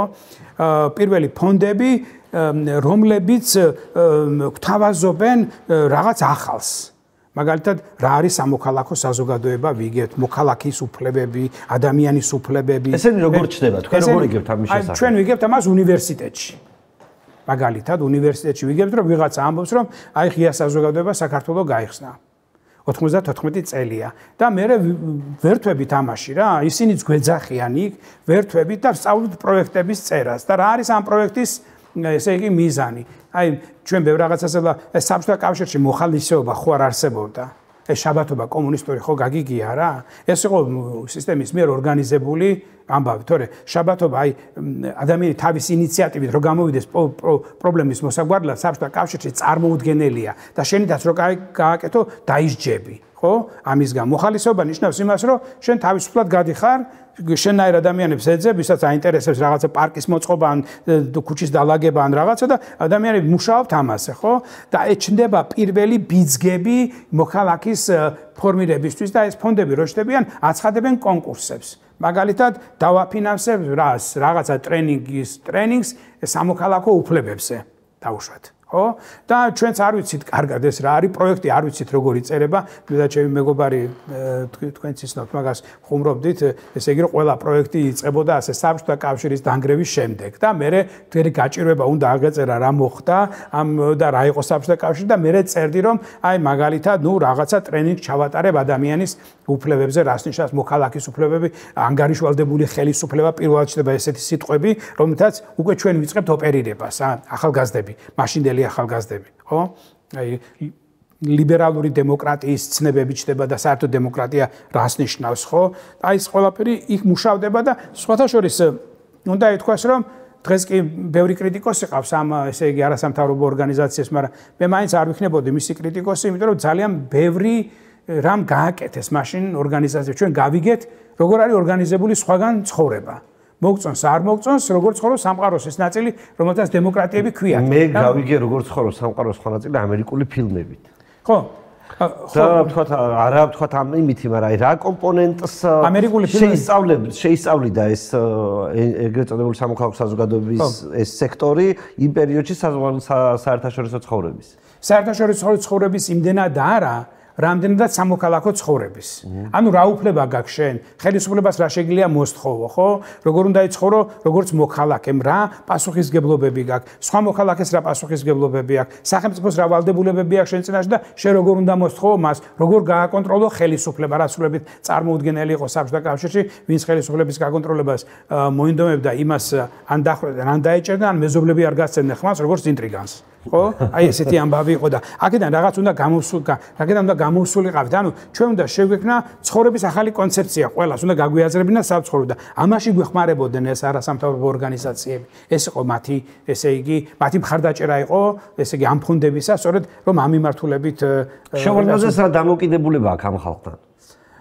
სამოქალაქო როგორია სამოქალაქო საზოგადოების შევარდნაძე პრაგმატული ადამიანი იყო პრინციპში და არ მახსოვს მტრული გამოხტომა შევარდნაძეს მხრიდან არასამთავრობო ორგანიზაციების წინააღმდეგ მე არ მახსოვს, შეიძლება რამე მეშლება, მისი 7 ტომი გამოცემული, მაგრამ არ მახსოვს, რომ მას ეთქვას, რომ ეს არის მტრული, ჩანერგილი, ჩამოყვანილი ეს ხალხი და მე არ მახსოვს. და მას არ ქონდა ეს დამოკიდებულება ნეგატიური ამის მიმართ, ამ ინიციატივების მიმართ. მან თვითონაც სცადა ერთი პერიოდი რაღაცა ტიპის მხარდაჭერა არასამთავრობო მოძრაობისთვის, ჟურნალის დაარსება უნდა და მაშინ მგონი ხაბეიშვილი იყო ამაში ჩართული, მე ერთ-ერთ შეხვედრაზეც ვიყავი, სადაც ჩვენ უნდა შეგვექმნა ჟურნალი, გამოგვეცა, სადაც სწორედ ასეთ თემებზე დავწერდით. მაგრამ მე მოხდა რომ ის დაიღუპა ტრაგიკულად რაღაცა ხო იცით რა მოხდა მაშინ და მე ეს ამბავი გაჩერდა და შევარდნაძეს თითქოს არ ყოფილა ამ ამბების შემდეგ. მაგრამ ის ცდილობდა ასეთი რაღაცა გაეკეთებინა რომ სახელმწიფოს წვლილიც ყოფილიყო ცოტათი მაინც ესე იგი ამდაგვარი და ეს კონტროლის საშუალებაც იყო ფულს რომ მე მოგცემ გაგაკონტროლებ კიდევაც ახლა ეს პრაგმატისტი პოლიტიკოსი იყო და ხვდებოდა რომ აი ამით მივცემ ფულს და ვამუშავებ იმაზე რაც უკარნახებ ჩემს პირობებსაც ამასაც ფიქრობდა ალბათ მაგრამ საჯაროდ არასოდეს არ გამოსულა არასამთავრობო ორგანიზაციების წინააღმდეგ მედიის და ლიტერატურის განვითარება როგორ ხდება წერალთა კავშირი აღარ არსებობს პირობითად წერალთა კავშირი ისე როგორც ფანტომურად აგრძელებდა არსებობას წერალთა კავშირი ნუ კომუნისტი და კომუნისტური პრესა მოკვდა მაგრამ მე მახსოვს გაჩნდა ინტერესი ადამიანის მიმართ რაღაც ჟურნალები ქვეყნდებოდა შანსი რაღაც გამოდიოდა ისეთი რომელიც ადამიანის ყოველდღიურობას ცხოვრებას მის სასწავლო ისტორიებსაც კი და ყველაფერს ამას საბჭოთა ადამიანის უსწრებით ის იყო რა ქვია წარმოუდგენელი იყო ასეთ თემებზე წერა და ეს გაზეთებში ზოგჯერ ხშირად იყო მაგრამ იყო მაგალითად ისეთი გაზეთები რომლებიც პირდაპირ პოლიტიკაზე მუშაობდნენ ხო ჩაანაცვლეს ეს კომუნისტური პრესა თავიდან იყო დაპირისპირება კომუნისტურ პრესას შორის მაგრამ კომუნისტებმა ადვილად დაყარეს ფარხმალი რატომ იმიტომ რომ შინაგანი რწმენა ამ სისტემის ასე ვთქვათ მარძომიერებს არც მათ არ ქონდათ ხო მე კი შეიგნა თეორია რომ კომუნისტებმა სპეციალურად გააკეთეს რომ სულელები მოსულიყვნენ ხელისუფლებაში და მე ამაზე ეხარხარათ სხვანაირად რო ვთქვათ ხო მაგრამ ესე არ იყო არ ქონდათ შინაგანი რწმენა იმიტომ რომ ეს კომუნისტებიც იმ ქართულ საზოგადოებაში და ქართულ სუფრაზე და იმ საქართველოს ესე აბოთვილელის წამებაზე და შუშანიკის წამებაზე და რაღაც საქართველოს ისტორიის ნაგლეჯებზე რომელსაც სკოლაში იმაზე იზრდებოდნენ და ეს ნაციონალური ამბავი მაგათაც ქონდათ და როგორც კი გამოჩნდა ეს დისკურსი იმათმა დაყარეს ეს ყველაფერი მიატოვეს და ჩემი დაკვირვებით და ესე იგი საერთოდ წინააღმდეგობა არ გაუწევიათ ამისთვის დიდი წინააღმდეგობა. ნუ მე მოხდება უკვე წინააღმდეგობა, მე ხელახლა გაიაზრებს საბჭოთა ინტელიგენცია რა დაატყდა თავს, რა მოვიდათ, როგორ კარგავენ ისინი თავიანთ ასე პატივსა და ღირსებას და ამბავს და ასე შემდეგ და ისინი უკვე დაორგანიზდებიან სხვანაირად, მაგრამ ეს უფრო მოხდება გვიან. იცი რა კითხვა დამებადა რომ მე მაგალითად მახსოვს უკვე 90-იანი წლები უკვე ჩემს მეხსიერებაში წარ როგორც რაღაც გაჭირვების პერიოდი, როდესაც დენი არ არის, გაზი არ არის, რაღაც ანუ პური არის შოება. აი ამ ეს ფაქტები როგორ მიიღო და როგორ გადალახა ამ საზოგადოებამ და რა კვალი დაამჩნია ამას მინდა კიდე დავამატო ამ საზოგადოებაში შენთვისაც საინტერესო ფენომენი როგორც არის დევნილი საზოგადოება რომელიც დევნილი საზოგადოება და ეს 90-იანი წლების ეკონომიკური სიდუხჭე როგორ დავხვდით ამ დევნილ საზოგადოებას როგორ გადავლახეთ ეს სიტუაცია და ამან ხო არ გამოაჩინა საზოგადოებაში ახლა ბენდუხიძე ამბობდა ხოლმე ამას ხშირად რომ აი საბჭოთა კავშირმა რაც დაანგრია სოლიდარობის გზნობა აი ამ პერიოდმა აი თუ 90-იან წლებში ჩვენ უფრო სოლიდარული საზოგადოება ვიყავითო აი ეს კონტექსტი მინდა დამანახო ესე იგი იყო სოლიდარობის მაღალი მხარისხი ძალიან ბევრ ადამიანში იყო კრიმინალის ძალიან დიდი სხვათა შორის მაგრამ სოლიდარობა მართლა ადამიანები ერთმანეთს ეხმარებოდნენ პურს უყოფდნენ ესე იგი და ნუ პრაქტიკულად ამ სოლიდარობამ გადაარჩინა მაშინდელი საზოგადოება რა შეეხება ტოლვილების ეგ ნამდვილად ესე იყო შეგვიძლია ვთქვათ რომ ეს ძალიან მნიშვნელოვანი ამბავი იყო ადამიანებს აღმოაჩნდა ძალიან მაღალი ხარისხის ადამიანური თვისებები რაც საჭიროა ასე დროს ხო მე პირადად მიმიღია ასეთ დახმარება ადამიანებისაგან და იმედი მაქვს რომ მეც გამიწევია სხვისთვის რაღაცა მაგდაგვარი დახმარება და უნდა გითხრა რომ მაგ დროს მე უფრო მითოპოეტურ სურათებში ავწერდი მაგალითად რა იყო მაგ დროს რა არისო კონკურენცია არისო ანუ მე მინდა ეს და ასეთი ესე გასასტიკებული ტოლვა კარიერისკენ სიმდიდრისკენ და რა მანქანაზე დავжды და რა ჩავიცვა ეს არაფერი არისო რა ჩემი წრისთვის ბევრი კითხვა იყო მაშინ წავიკითხეთ ძალიან ბევრმა ადამიანმა წერდით ერთმანეთთან დავდიოდით უზიარებდით ჩვენს ნაწერებს ერთმანეთს უკითხავდით ვერთობოდით მღეროდნენ ზოგიერთები და შუქი არისო მაგრამ აი ეს რაღაცა ცხოვრება იყო ინტერნეტიც არისო ცხადია ანუ ჩვენ ვიყავით ვავსებდით ერთმანეთს სიხარულით სინამდვილეში ადამიანები მე უკვე როცა ცოტა გამოსწორდა სიტუაცია მე გაშდა კარიერის ამბავი წინსვლის ამბავი ფულის აი ყველაფერი რაც არის და ადამიანი არც ისე ბედნიერია დღეს იმ დროსთან შედარებით მაგრამ იმ დროში ჩვენ მითი ურდროში დიდხანს ვერ დავრჩებოდით, ხო ცხადია რა, ასე მუდმივად ვერ ვიცხოვრებდით, მაგრამ ეს ნამდვილად იყო. მაგრამ იყო ძალიან დიდი კრიმინალიც. მე მახსოვს მაგალითად ადამიანები, რომლებიც შიშვლები მოვიდნენ სახლში. მე გახადეს ტანსაცმელი, ბევრი მახსოვს. მკვლელობა ბევრი იყო, ქუჩაში სროლა იყო და ასე შემდეგ. ამ დროს რა არის საშიში? ამ დროს არ იცი, პრინციპში არანაირი პროგნოზი არ გაქვს, შენ პრინციპში არ იცი რა მოგივა. ქუჩაში მაინც მიდიხარ, მაგრამ არ იცი რა მოგივა. შეიძლება მე ასეთი განცდა მქონდა, რომ შეიძლება ვიღაცამ რაღაცა დამიშაოს. ხო? თუ რამე შემთხვევა შეიძლება იყოს, როცა მე ვიღაცამ შეიძლება დამარტყას. ეს რისკი რეალური იყო შენ და ჩემ დროსაც კი რეალური იყო. კი, რეალური იყო, ეს რისკი რეალური იყო, იმიტომ რომ გაჩნდა იარაღი, ადამიანებს რაღაცა იარაღები ჰქონდათ, კონტროლი არანაირი არ იყო, პოლიცია პრაქტიკულად პოლიცია იყო სრულებით მილიცია განიარაღებული, მათ არაფერს გაკეთება არ შეეძლოთ. ხმის ამოღება არ შეეძლოთ. პოლიციელებს კანონიერი ქურდები, ესე იგი, ასე ვთქვათ, რა ვიცი, გაირეკავდნენ ალბათ რომ თელს იმას პოლკს გარეკავდნენ რომ მოენდომებინათ. არანაირი ძალა პოლიციას არ ქონდა. ჩვენ ცხოვრობდით აი დაახლოებით აი ესეთი წარმოიდგინეთ ესე იგი სამოქალაქო საზოგადოებამდე ცხოვრები ადამიანები, რომელსაც ყველაფრის უფლება აქვს და არაფრით არ ახარ დაცული და ასე შემდეგ. აი ესეთი მდგომარეობა იყო, მაგრამ მე რაღაც ნაწილში ეს კარგად მახსენდება. სოლიდარობის ნაწილში, იმის ნაწილში კონკურენციაში არ ახარ ჩაბმული, რომ ყველანი ერთნაირად ხართ რაღაც აზრი და ერთმანეთს ეხმარები და უფრო ორიენტირებული ხარ სულიერ ღირებულებებზე, ვიდრე მატერიალურზე და კონკურენცია არ არის. აი ეგ იყო მნიშვნელოვანი, იმიტომ რომ ყველანი ერთნაირ მდგომარეობაში ვიყავით, პროფესორიც და სტუდენტიც კი გასწორდა და გათანაბდა ერთ დროს. მაგრამ ეს გაათანაბრა სიღატაკემ და სიღატაკემ გაათანაბრა, ხო?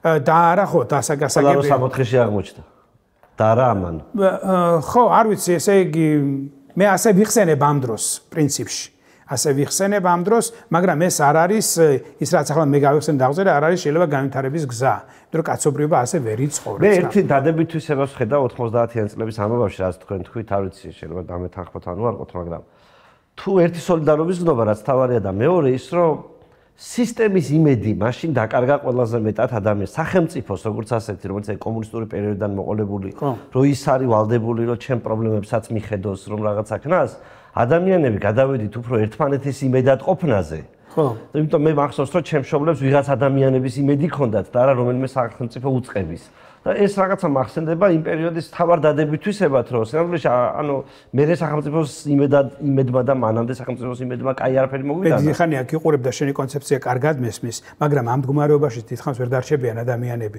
ასეთი თავისუფალი ადამიანები რომელსაც სახელმწიფოს იმედი არ აქვს მათ მოუწევთ რაღაცა ტიპის სტრუქტურების ფორმირება გარკვეული დროის შემდეგ. ყველაფერში სახელმწიფოს იმედი მქონდა, არაფერში ადამიანების და უცბად გადავედით მდგომარეობაში. შეიძლება მე სადღაც საშუალო უნდა დაიჭირო, ეს უკვე სხვა. არა, შეიძლება ადამიანებს ფანტომური ტკივილებიც ჰქონდათ, იმის გამო რომ სახელმწიფო ვერ აგვარებდა. და იყო ბევრი დისკუსია ამაზე და საუბარი და უკმაყოფილებაც. მათ შორის ჩვენს წრეშიც, რომ სახელმწიფო არაფერს არ აკეთებს, რომ არაფერი მოგვარებული არ არის, რომ გზები არ ვარგა, რომ შუქი არ არის, რომ საჭმელი არ არის, რომ სამუშაო არ არის, ხელფასები პრაქტიკულად არაფერს არ ნიშნავს. პრინციპში კარგად რო დავფიქრდე, არც მახსოვს როგორ ცხოვრობდით რეალურად. იქ ხელფასის უბრალოდ რაღაცა გაჩნდნენ კერძო უნივერსიტეტები, სადღაც რაღაცა ფონდები, აი ამაში მუშაობა და ასე შემდეგ. იქ ადამიანებმა რაღაცა მოიპოვეს ხელფასის სახით, რომ პრინციპში არც მახსოვს როგორ გადავრჩით მაშინ. მე მახსოვს ეს სოლიდარობის ამბავი. მაგრამ ახლა იდეალური სიტუაცია რო წარმოვიდგინე, რასაც თქვენ ესე იგი ამბობთ, რომ თავისუფლება, სახელმწიფო არ ერევა, შენ თვითონ ხარ, შენ თვითონ წყვეთ, ხო? ამისაგან ადამიანები, ბედნიერები მგონი არ იყვნენ, ჩემი დაკვირვებით. არ იყვნენ, იმიტომ რომ იყო ძალიან ბევრი წუხილი ამასთან დაკავშირებით. ჯერთ ის რომ დენის მიწოდება ასე ვერ უზრუნველყოფი სისტემა უნდა იყოს აუცილებლად. ეს სისტემა რაღაცნაირად სახელმწიფოსთან არის მიმული. ახლა ერთი ხელის მოსვით უცებ კერძო ელექტროსადგურს ვერ შექმნა. გურძემში იმის გამო რომ დეშუქი არ იყო გააკეთეს წყლის წისკვილი. დიახ, წყლის წისკვილზე იყო ის რა ქვია. და შესაბამისად ადამიანებმა იქაც დაიწყეს აღდგენა წარსულის, იმიტომ რომ იქ რაღაცა ისტორიულად იქ წისკვილი იყო, რაღაცა ესეთი გამონათქვამი მაშინ არსებობდა. მე მახსოვს ჩვენს ქონდა ეს ერთი ნატურის ანთება შეგვეძლო მხოლოდ და ვიღაცამ უთო ჩართო ერთხელ და სულ დაწვა ყველაფერი. არ იცოდა რომ უთო არ უნდა ჩაერთო, ხო? ხო, მაგრამ ეს შეიძლება რაღაცა ტიპის ასე ვთქვათ, ეკოტოპიებში და უტოპიურ იმებში წარმოვიდგინოთ. სხვა შორის ერთ-ერთი ისა, მაგრამ დიდ საზოგადოებას მაინც ჭირდება რაღაცა ტიპის. არა, ეგ ცხადია, ჩვენ ახლა მაღაზია არ გავამართობთ, ჩვენ მაღაზია მაგრამ ერთი საინტერესო რაღაცა მინდა. აი ამ პერიოდში 90-იანებში და დამოუკიდებლობის დადგომის წინ და შემდეგ ჩდება რაღაცა თეორიები, რაღაც პროექტები, მრგვალი სოფელი, რაღაც ადამიანების დასახლება სადღაც, ჩდება სრულებით, ასე ვთქვათ, არამეცნიერული და ესეთი მითები, რომ რაღაც სიმეტრიით უნდა დავსახლდეთ, სოფლები ასე უნდა გავაკეთოთ და ასე შემდეგ. ანუ ადამიანები იწყებენ რაღაც ინიციატივების გამოვლენას და იდეებს გამოთქვამენ. ეს თავისთავად ცუდი არ იყო, ცხადია. უბრალოდ რეალისტური ეს არ იყო. ეს ამბავი ისევე როგორც ჩვენი წარმოდგენა ჩვენი ქვეყნის მომავალზე აბსოლუტურად არარეალისტური იყო. ისი აი მაგალითად 90-იანი წლებში 9 აპრილის პერიოდი რო აიღო. რა წარმოგედგინათ და რა გამოვიდა? რა წარმოგედგინათ იქიდან? შეიძლება ძალიან ბუნდოვნად ხონდა წარმოგედგინათ და სად იყო მთავარი იმედგაცრუება? რამდენად გამოგვადგა ეს ჩვენ წარმოგედგინა ის რომ მე ჩემს თაობას მე მგონი მე რა წარმოვიდგინე ალბათ ჩემს მეგობრებსაც ეს წარმოვიდგინათ რომ საქართველოს ადამიანი არის ყველაზე ღირსეული, მეომარი, მებრძოლი, დიდი ისტორიისა და კულტურის მქონე ადამიანი და საკმარისია მან გადააგდოს იმპერიის უღელი ის პირდაპირ შევა ისეთ მდგომარეობაში როგორიც არის მაგალითად რა შვეიცარია ვთქვათ. ხო, შვეიცარია ისედაც გავს გეოგრაფიულად საქართველოს და უცებ გახდება შვეიცარიის მაგვარი ქვეყანა, ბორჯომი, ჩაიც კი იყო ამაში ჩართული, ციტრუსები, ზღვა, ჩვენი მთები და აი ეს ქმნიდა იმ წარმოდგენას, რომ მხოლოდ თავისუფლებაა საჭირო და დამოუკიდებლობა იმისთვის, რომ ესეთი ქვეყანა გავხდეთ. მე მგონი მართალია თავისუფლება და დამოუკიდებლობა საჭირო, მაგრამ რამდენად მივიღეთ თავისუფლება, შეიძლება დამოუკიდებლობა მივიღეთ, მაგრამ აი თავისუფლება ხო ნიშნავს იმას, რომ შენ გქონდეს უფრო თავისუფალი სხვადასხვა საკითხი. დამოუკიდებლობა ქართულს როგორ წარმოუდგენია ეწია საშუალო სტატისტიკურ ქართულს, რომ შემოღობილია ტერიტორია, სადაც მხოლოდ ქართველები ცხოვრობენ და ვერ ფრენები მოფრინავენ და ბრენდულ ტანსაცმელს, საჭმელს ყრიან ზევიდან ისე რომ ისინი ესე იგი ჩვენთან ვერ იცხოვრებ, არ იცხოვრებ. შემოდიან კომუნიკაციაში. აი ეს იზოლირებული უნდა ვიყო თელი სამყარო. აი ზოგიერთ დამოუკიდებლობა ასე ესმის, მაგრამ სინამდვილეში ხომ დამოუკიდებლობაც გარკვეული თვალსაზრისით რელატიური კატეგორია, შენ სხვასთან ხარ დაკავშირებული, იმიტომ რომ სხვა და როგორც მეზობლები ვართ ერთმანეთთან დაკავშირებული, ხო? ჩვენ საქმიანობაში, ასევე სახელმწიფოებსაც აქვთ იგივე, ხო? ვიღაცა რაღაცას ყიდის, ვიღაცა რაღაცაში გეხმარება, ვიღაცა რაღაცაში გიპირისპირდება, ვიღაცა და ასეთი თავისუფალი შენ რომ გინდა, ესე ვერ იქნები, შენ რომ წარმოგიდგენია. ანუ მე მაინც გონია რომ ამ დამოუკიდებლების კონცეფტი როგორც ჩვენ მაშინაც გვესმოდა და გვეგონა და როგორც ახლა გონია ბევრს, ხო? არავინ არ შემოხოს, რატო მოდის აქ? რა უნდა უცხოს? რატო ამდენი ტურისტი, ამდენი ინდოელი სტუდენტი რატო სწავლობს აქ, რატო დარბის? არ გაგიგონია ესენი, არ წუხან ადამიანები ამაზე? და რა არის ალტერნატივა? რომ ვიყო შენთვის მარტო, რომ არავინ არ გიხებოდეს და არ წარყვნას შენი წალკოტი. ეს არის დიდი რაოდენობის ადამიანების ფიქრი, მაგრამ ის რომ ჩვენ მივდივართ სხვაგან, როცა საჭიროება გვიდგება, ამაზე არ ვფიქრობთ. იცი რა მაინტერესებს, აი დამოუკიდებლობა ჩემთვის ხო არის ღირებულება მაგალითად, იმიტომ რომ მე შემიძლია რუსებისგან განსხვავებით, რომ რუსები კი არ მიდგენდნენ წესს, რა წარმოვიდგინოთ 99-10 წელია. ხო. რუსები მე ჩემთვის ღირებულება დამოუკიდებლობა დღევანდელი ჭკუით, ახლა ცხადი არა იმ დროინდელი. გასაგებია.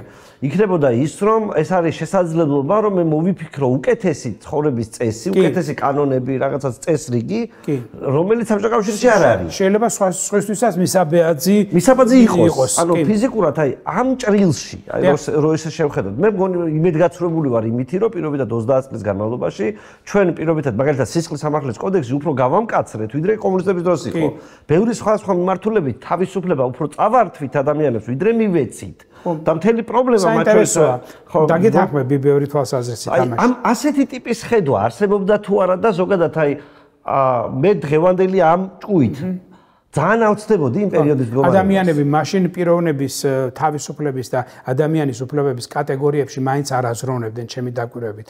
ეს იყო რაღაცა დამოუკიდებლობა და თავისუფლება რაღაც ტოტალობისა, რომელსაც ქართველები ქვია. კოლექტიური თავისუფლება. მაგრამ ის რომ თავისუფლება ნიშნავს ინდივიდის თავისუფლებას და შენი მეზობელი შეიძლება შენთვის აბსოლუტურად მიუღებელი იყოს თავისი ცხოვრების წესით, ამაზე არავინ არ ფიქრობდა, ეს არ იყო თემა, ეს არ მუშაობდა ადამიანის თავებში. ადამიანის თავებში იყო რომ საქართველოს როგორც ტოტალობა ქართველები გათავისუფლებიან, ხო და მე რა იქნება ყველაფერი კარგად. მაგრამ ეს თავისუფლება რომ ადამიანს ეხება პირველ რიგში, ამაზე ნაკლები იყო ფიქრი. და საერთოდ არავინ დღესაც ჭირს ამაზე ფიქრი და ახლა მაშინ წარმოგიდგენია რა იქნება პირიქით ესე იგი აი ამ ეს თავისუფლება ინდივიდუალური ტოტალურის მიღმა დანახული თავისუფლება მტრულად აღიქმებოდა კიდევაც და არც იყო გაზიარებული. ანუ ჩვენ თავისუფლება გვესმოდა როგორც ჩვენი მოდგმის თავისუფლება როგორც ტოტალობის და არა როგორც მაშინ მცხოვრები ინდივიდების თავისუფლება. ეს გაგება ჩემი აზრით არ იყო. სხვა შეიძლება სხვა აზრი ქონდეს. ძალიან დიდი მადლობა საინტერესო საუბრისთვის. ხო არ არის რამე ისეთი, რომელიც მე გამომრჩა და მიგაჩნია, რომ ამ კონტექსტში, რასაც ჩვენ ყვებით, ამ ისტორიის დასაბოლოებლად კარგი და აუცილებელი. მე მხოლოდ იმის თქმა მინდა, რომ დღეს ჩვენ ვცხოვრობთ დროში და ასეთი დრო ყოველთვის იყო ისტორიაში და აქედან ტრაგედია არ უნდა შექმნათ, როცა ჩვენ არ ვიცით რა უნდა გავაკეთოთ და როგორ ვიმოქმედოთ, იმიტომ რომ ახალი წესრიგის კონტურები იკვეთება თუ არ იკვეთება, რაღაცა ტიპის ქაოსია სამყაროში და ქართველებმა ჩვენ ახლა ვინც ამ ტერიტორიაზე ვცხოვრობთ, კვლავ უნდა დაუსვათ ჩვენს თავს სწორი კითხვა და კითხვები, როგორ უნდა ვიმოქმედოთ ასეთ სამყაროში და რა იქნება ის, რაც უფრო მეტ სიკეთეს მოგვიტანს ჩვენ და სხვებსაც. ხო? არა მხოლოდ ესე იგი ჩვენ უნდა ვიფიქროთ, რომ მხოლოდ ჩვენ არ ვცხოვრობთ ამ პლანეტაზე, ცხოვრობენ სხვები და ჩვენი კეთილდღეობა, არავით სხვების კეთილდღეობაზეც არის დამოკიდებული. ანუ რთულ დროში ვცხოვრობთ, მაგრამ აქედან ვიცი რომ ახლა ზოგიერთ ადამიანს კატასტროფის თეორია, დაიღუპება ყველაფერი სამყაროში, ასე შემდეგ, ასე დროს ესეთი რაღაცა ყალიბდება, მეხედულობაში ვქ ამერიკაში და უკრაინაში განსაკუთრებით მიმდინარე და იმ ფონზე განვითარებული პროცესები, მაგრამ ნუ ახლა ახალი კითხვები უნდა დაუსვათ ჩვენს თავს და ამ ახალი კითხვებისთვის ვართ თუ არა ჩვენ მზად, ან გვაქვს თუ არა ახალი კითხვები, უსვამ თუ არა ჩვენმა სამყაროს და ჩვენ თავს, ეს მართალი კითხვა არ ვიცი. ძალიან დიდი მადლობა საინტერესო საუბრისთვის. მადლობა ასევე თქვენ. როგორც მე გავიგე, ბევრი ახალი და სხვა რაღაცა შრეები დავინახე ჩვენი სასაუბრო თემის, მაყურებელსაც ბევრს დაჩნდებოდა ეს განცდა. ჩვენი სტუმარი იყო ბატონი ემზარ ჯერენაია, სოციოლოგი, პროფესორი, ინტელექტუალი და ჩვენ მოგვიყვა საკუთარი თვალით დანახული ისტორია და მათ შორის არა მხოლოდ დანახული, არამედ გაანალიზებული ისტორია. დიდი მადლობა. მადლობა თქვენ ამ შესაძლებლობისთვის. წარმატებებს გისურვებთ. წარმატებას გისურვებთ ასევე.